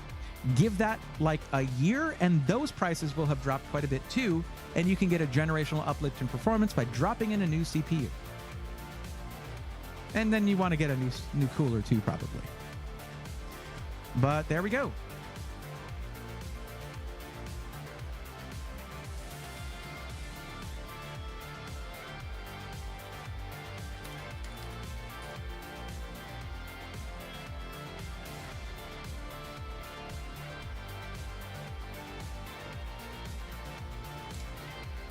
Deathly Nightshade, I think we're good on the build. I think it's got everything it needs. I don't think that, I mean, that it is going to be the cheapest option. And also 2 fans should be fine in this. Remember that the H5 Flow has a dedicated GPU fan. That does make some difference there, get some fresh air to it. But also, Texor, you can go in there and you can shop video cards. Look for something around 530 bucks, and you'll be around the same price.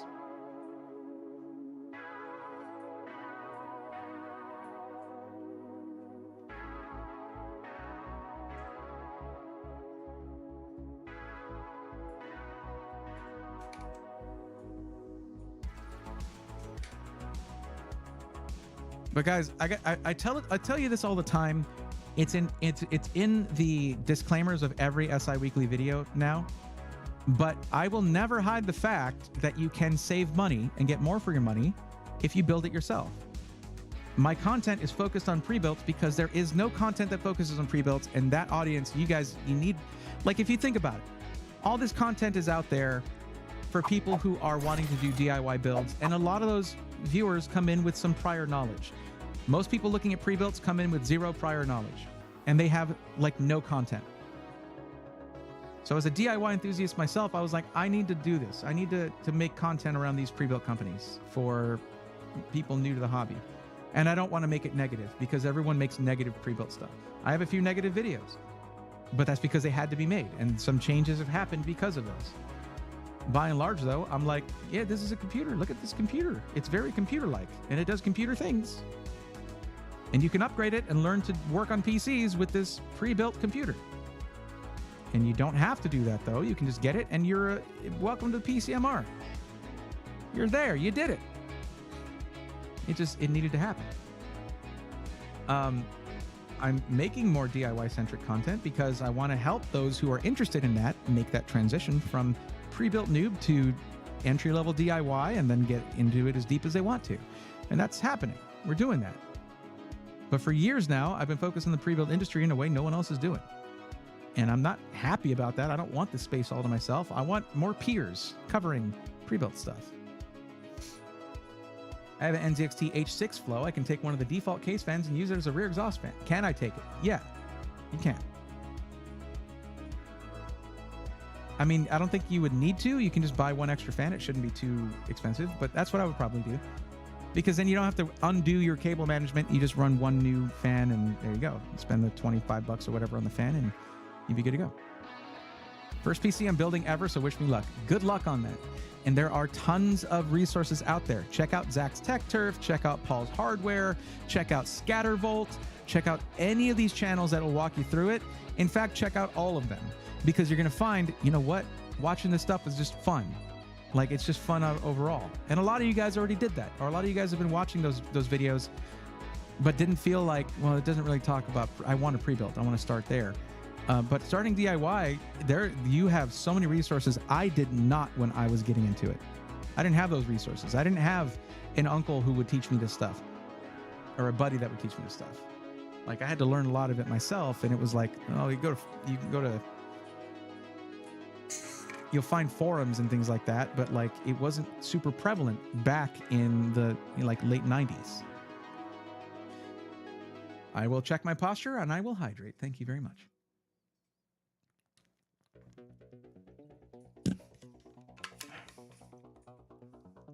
The GR8 is a monster for the price. It really is. Whenever I can choose that as an option, I tend to do that. But don't sleep on the 7800 XT. It's also a great GPU, and they both have the same amount of VRAM.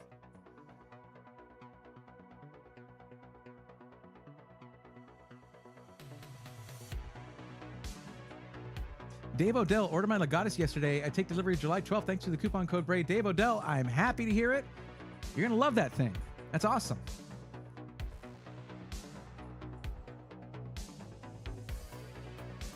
Here's one thing that is maybe a slightly uncomfortable truth, but it is true nonetheless.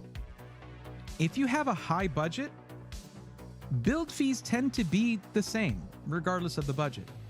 So if you're looking to do something like get a budget PC or even entry-level mid-range, you stand to save more percentage-wise by building it yourself. If you're looking at a $5,000 PC, the build fee that doesn't change, like $75 or whatever, is a much smaller percentage of the build overall.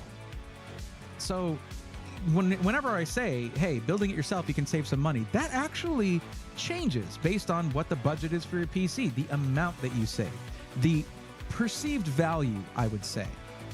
So I would say that the higher your budget, the more likely you are to just benefit overall from going pre-built. But if you're looking to get the most out of a more modest budget, like the kind of budget that I would have if I was building a PC or buying a PC, because I'm not rolling in money, and I never have been. That's never really been my status. Like when it comes, even as an adult, working and doing all that stuff, it was always like my hobby was not my priority. It was a hobby. That's one of the reasons I started upgrading my PC myself. I couldn't afford to get the Mach 5 that I wanted. I had to make a Mach 5, basically. If you get it works better if I had written that out. Anyway, so for budget builds, for budget systems, it makes more sense to do it yourself. But it doesn't matter if you don't want to do that, you should not have to. And that's why usually for more restricted budgets, the kind of budgets I'm very familiar with, I have certain SIs I go to that tend to get the most out of that dollar for you, because that's what I would try to do myself. I hope my zoom in didn't make you uncomfortable. Who out there is watching on like a 65-inch 4K TV? Hi. Okay.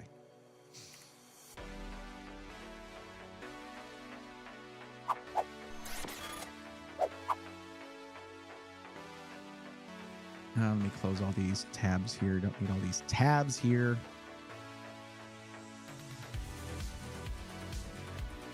Actually, hold on.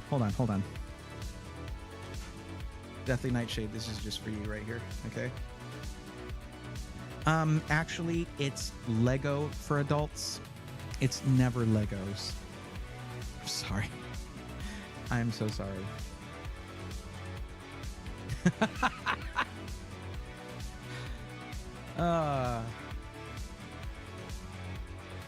How do you feel about used hardware, especially from a trusted person?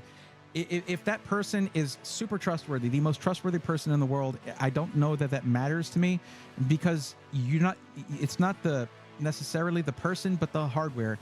Sometimes just, I don't know. If you're new to PCs, get new stuff if you can. Because you're new to PCs, that means you're completely new to troubleshooting PCs, to the frustrations that can come from upgrading or building, and then you turn it on and then blue screen or no post or whatever. Like that's... So I generally recommend SIs for people getting into the hobby of PC gaming. I recommend pre-builds for that, because like you can learn DIY on something that's already spec'd and already working, and that's a great launching point. That's a great point a great gateway to PC gaming and PC DIY if that's something that you're interested in. This came from YouTube. Edgar, Matchmaker form submitted. Cool. We have 3 people who have submitted recently, and I'm going to do one more system. One more. So I need to see who's here who have, we do it in order.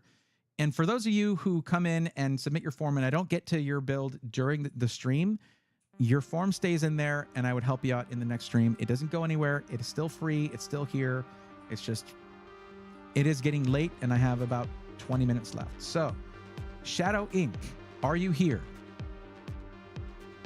I'll check your chat.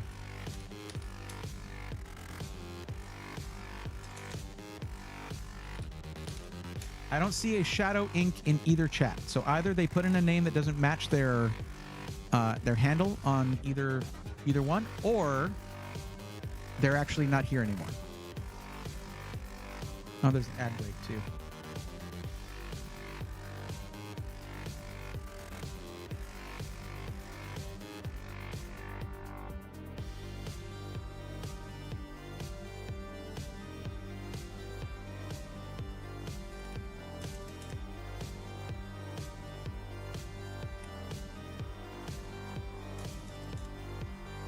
Wait a minute.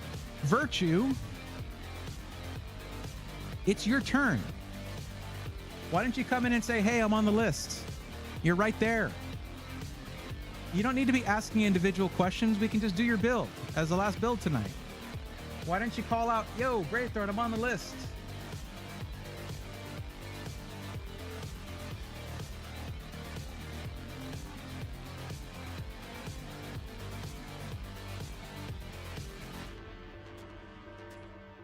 Do most charge a build fee or a percentage of the amount because the markup is more than 75 on all the systems I see?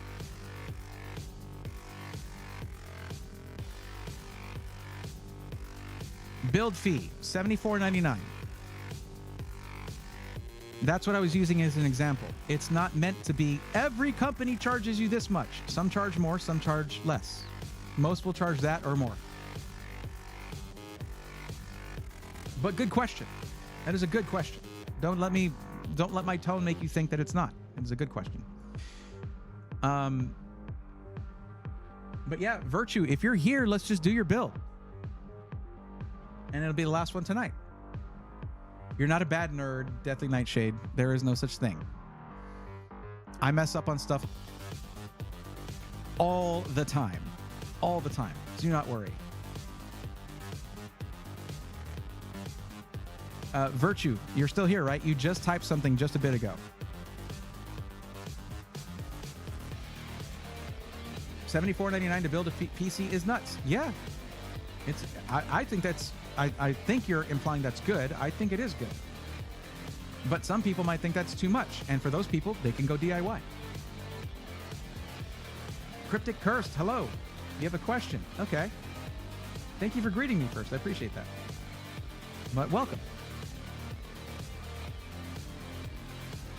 If you want to see a crazy build fee, look at Micro Center. If you have them build your PC, yes, I understand. They do it same day, and that itself is crazy. But starting at $150 build fee and raising it by $100 more if you get an AIO is ridiculous. Like $150, okay. For a same day build, I get that. It's pretty much a rush build. But adding $100 for putting in a few more screws to mount a radiator it's redonkulous, man. I don't like it. Do you know what an AMI error is? I've had it on my OC forever, and I have no idea how to get rid of it. Okay, I would say that take that sentence, put it into Google, because I don't know. Yeah, I don't know off the top of my head. I haven't messed with overclocking in like a long time. Mostly because my PC is now my entire career. I mean, it has to run as well as possible. And so I prefer stability above all. Wait, no, Virtue, please don't tell me you left. Hold on. They did. They left. They're not here anymore. They chatted at 11:24 p.m. They asked a question. Do I need to spend the extra money on DDR5 6000 or get 5600? It is 11:33. That was at 11:24 they asked that question and then left like right away. Oh, I spelled it wrong. Virtue is still here. I spelled it with V-I-R. Virtue is still here. You didn't leave right after asking that question, but you need to respond and say you're here so I can do your build because I'm tired and I want to go to sleep. I want to eat first. I do understand that you are here, King Broly the Menace, right? But you're also the last person that submitted a form. I need to then see if Shadow is here, then Emmett, and then you.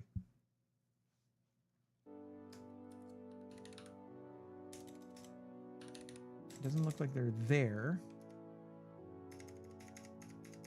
Really? I had to go do all that? Okay.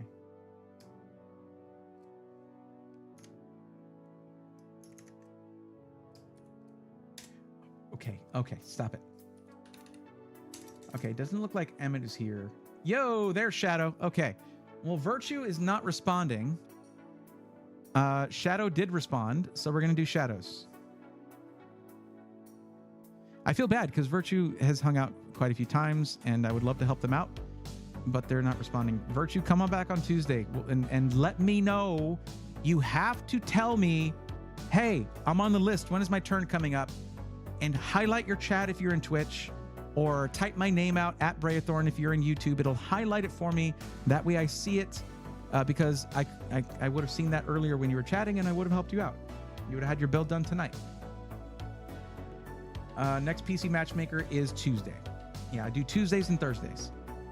Twitch streams, I have a Sunday gaming stream, but for PC Matchmaking, it's just Tuesday and Thursday. Now, if you can't wait for that, you have a couple of options, okay? One option I like, one option I don't like. And I haven't done this other one yet, but, okay? And this help is free. And you can get more free help if you go to the volunteer techies on our Discord, okay? Our techies are awesome. They help because they want to help. They're volunteer. They know it's volunteer. They give you their time to help you one-on-one. If you go to the Tech Questions forum in our Discord, you basically give the same information as the forum, and then they'll do the same thing that I do. And they're all vetted and all that. The other option is something that I've thought of doing now and then, but I've never really had a real taker for it, is that for $100, I'll help you off stream. You just get, you know, we'll do 30, 45 minutes. I'll do this exact same thing here, and I'll help you in my own free time, rather than helping for free on here. It's something that I've been told I should be doing, but I've always felt ick about it. But like, if you can't wait, then and you want to spend the money on that, then you can. You just email me at my business email, which is listed on. It's just bray@brayathorn.tech. It's listed on my YouTube channel. But let's take care of Shadow Inc., who wants a white Gaming PC, they don't know the resolution though, but we'll basically max out what we can do for $2,500 over on Alexander PCs because they specifically listed Alexander PCs. They do want to be able to upgrade their CPU, so I'm going to go ahead and do an AMD system. And yeah, there you go. Easy peasy. Lemon squeezy. Okay. So for this, I've been honestly loving their configurator because I get to do things the way I want. They do have great pre-spec systems though. So let's take a peek at those. Around $2,500, you'll see the Spartan for $2,578. Let's take a look at the default spec on this thing. You can choose Intel or AMD. In this case, I would choose AMD. This is defaulted with a 4070 Super GPU. Okay, and the CPU that you get with AMD is going to be the 7800X3D. You can't get any better than that. 4070 Super, you can aim for a 1440p monitor and have zero problems. All right. Let's see. You can also bring it up to a 4070 Ti Super, but that would push it out of budget unless your budget is actually 28 or 2900. Keep in mind though, my discount code Thorn, that's the last part of my name here, Thorn, that actually takes $50 off of your build. There you go. And yes, you can get this in white. There it is. It actually drops the price. No, it raises the price. Yeah, it raises the price by $20. That's very common. The thing is, let me see what motherboard they choose here. ASUS Tough Gaming, Z790 Plus Wi-Fi, or the MAG X670E Tomahawk Wi-Fi, which I think is better than B650 or B650E Tomahawk Wi-Fi. But I think I still would want to go in and try to do this as a custom system. So let's try to do that. And remember, I'm going AMD because you chose yes for the option of upgrading your CPU over time.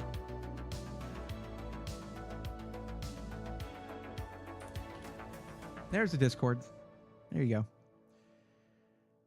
Okay, so let's go with the Landcool 216 for now. Great case, wonderful build quality, awesome aesthetics. 7800X3D because gaming PC. Okay, it starts you off already with a 4070, but the 4070 Super is just $82 more, and it's a big jump in performance.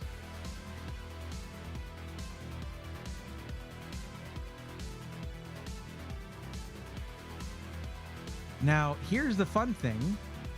You remember this motherboard I keep talking about? The MSI X670E Gaming Plus Wi-Fi that has awesome I/O, up to 4 M.2 drives, great aesthetics, all that stuff. It is actually $12 less to go with this one than the one they have by default, which is a B650 Edge Wi-Fi. You're going from a B650 to an X670E with more I/O, more options for storage, and it is $12 less. How can you not do that? Plus, it's going to look great in a white build. Are you kidding me? 32 gigs DDR5 6000, totally fine for what you're doing. In fact, the AK620 digital here would be fine too, but I think because of the whole deep cool thing, I would probably put you on something that, since you're in the US, it's going to be easier to get, replacement parts. Although that would be handled by Alexander PCs, not you. And Alexander PCs does have a lifetime warranty. Now, if Alexander PCs trusts this Aqua Elite 240 V3, I do too. Let's go ahead and pick that. Although we could go with the 360 in this case. So let's do the... sure. 2 terabyte Kingston Fury Renegade. That pushes it a little over budget, but that's because there's a secondary drive we don't need. As for the power supply, bump it up to 850 watts. And 4070 Super. There you go. And we're under budget.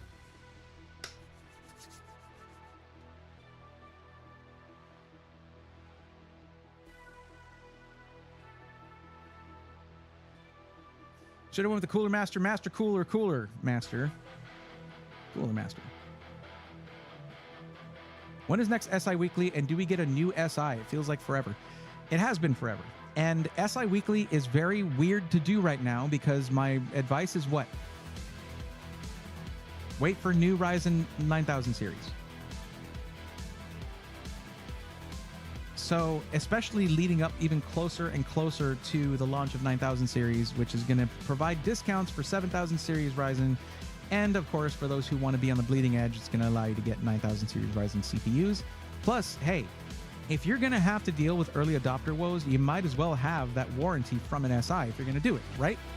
I also want to see what the third-party reviews are like for 9000 series processors, and I am going to be one of those. So, man, I don't know. But PJ, you're right. It has been a long time. I need to make at least one SI weekly before that. So that'll be soon. Probably Monday-ish. My thing was I don't want to post it until I post all of the Computex content. But because I haven't been able to get my chronic fatigue syndrome meds for a while now, I've been struggling to get anything done. So, yeah. Anyway, what do we think? Why is this so expensive? You can get 7800 X3D and 4080 Super for this price. Easy Jake Oven. I'm surprised to hear you say that.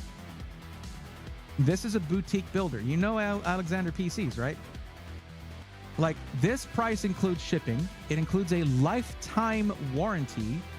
Like, it's not just price for parts. Besides which, this also has a 2 terabyte Kingston Fury Renegade SSD. That's not a cheap SSD. Also, everything is color matched. They go out of their way to color match everything. It also has a 360 millimeter Trinity Infinity, SL Infinity AIO. Whereas when you're looking at some SIs, they might go with like a more generic AIO or something. Power supply that they use, they only use high-end power supplies from there. Only. And with ATX 3.0 PCIe Gen 5, fully modular. There's no corners cut at Alexander PCs. They are the only system integrator that, if you go to the SI testimonials in our Discord, they are the only SI that has 100% positive reviews. 100%. And there's a lot of them in there. So that's part of what you're paying for, is the kind of customer service that you don't get from a high volume seller, because they're a boutique builder. Also, this includes custom cables of your color choice. That's just an extra bonus thing. But I mean, yeah, it's really like it's. There was a while where it was like, man, there was an issue with this SI and that SI. The only one I could really recommend at that time, because of some things that were going on, was going to be Alexander PCs, and man, they came through for every single person that bought from them.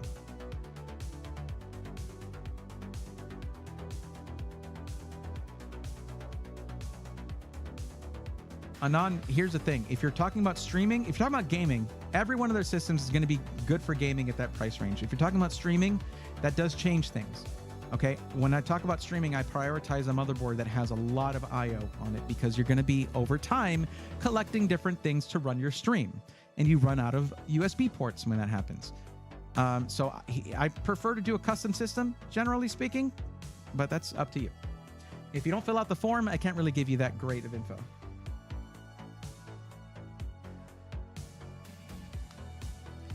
Anyway, I'm not getting any response out of Shadow Inc., so I have to basically call this one done. Here you go.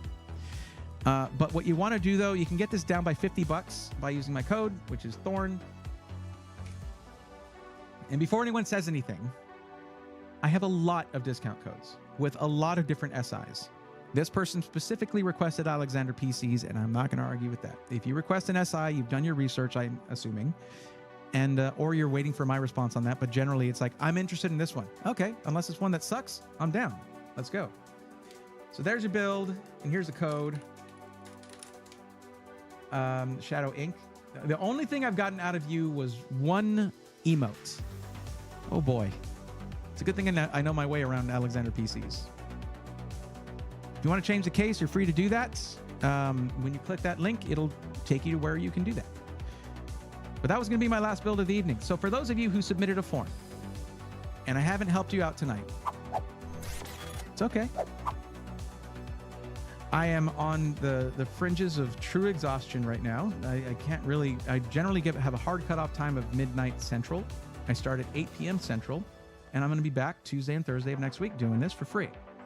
If you can't wait till then, go to our Discord. You can find that linked in the YouTube description, or you can find it linked in my panels in the Twitch channel, or press exclamation point exclamation point, haha, words, D, the letter D, and that'll bring up the Discord link. And go to basically do the same thing where you give the same information in the Tech Questions forum. They're well set up there to help you do the exact same thing I did here. Anyone wants me to help them off hours, there is a fee for that because it takes away from me doing video production stuff. That's opportunity cost for me, so it's a cost for you. These Tuesdays and Thursdays, that's why I only do 2 days where I do this. This is when I do it for free. So show up, hang out. When your turn comes up, free help. There you go. Tough Puppy says, on a PC from Alexander PCs right now, fantastic build. I've never seen a build from them I didn't like, honestly. Are all SIs getting better these days, not worse? It seems better given you have more to recommend. They are getting better. As a matter of fact, some that I didn't recommend before are getting better. Exotic PCs, getting better. Because they listened. Apex gaming PCs, not getting better. They suck. Do not buy from them. I don't care what gaming YouTuber or streamer you follow that's sponsored by them says you should buy from them. You should let them know, hey, I've seen reviews and they're terrible. Why are you sponsored by them? Why are you allowing this? Hold them accountable. Hold content creators accountable when they promote crappy companies or crappy products. Don't be a jerk about it. Don't cancel them. Just expect them to do better. But let them know that they can do better.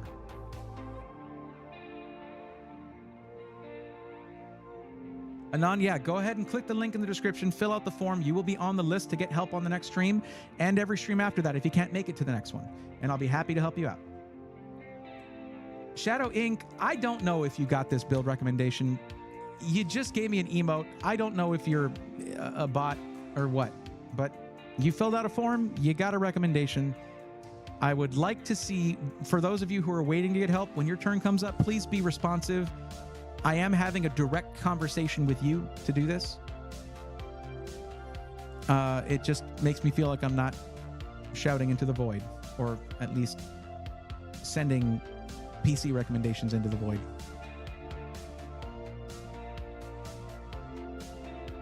Okay. So if you're watching on Twitch, do not leave, I'd like to raid somebody. I mean, I know it's 18 people. It's not a massive raid. I think it's funny. I imagine people like come into, they see that check, that purple check mark, and they're like, why is this dude only got 18 people? I'm streaming on YouTube as well. If I were to tell my YouTube audience, hey, I'm only going to stream on Twitch, I would have double or triple the viewership. And that would often get up to 75 or more, which is what it takes to be a partner. But I like streaming on both YouTube and Twitch when I do these specifically, because these VODs belong on YouTube and they get them in 4K. But hey, you know what? Twitch doesn't care. I'm still partner. I haven't lost it. Heck, I'm wearing my TwitchCon hoodie right now from 2022. And I guess I'm probably going to be going there this year. I don't know. I'm not big on Twitch, guys. A check mark does not make anybody famous. That's not what that is. I had someone in here who like was trying to oh, okay, we dropped to 15 viewers. I guess I don't have to raid tonight. It's okay. It's funny because I'm like, yeah, guys, don't leave. We're gonna raid. Oh, that's my sign to leave. It's okay. We'll just end it here and I will call it a night. But yeah. I'll check that out, Deathly Nightshade.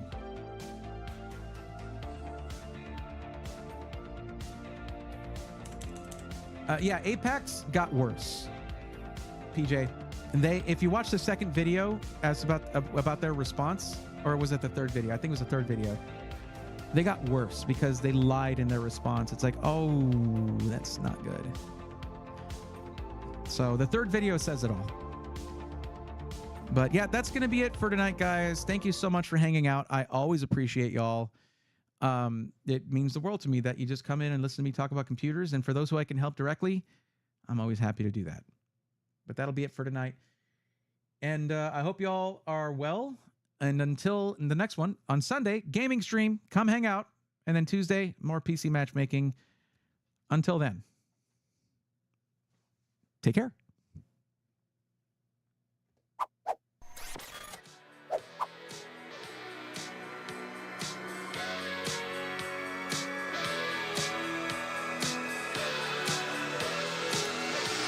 Let's go, nerds!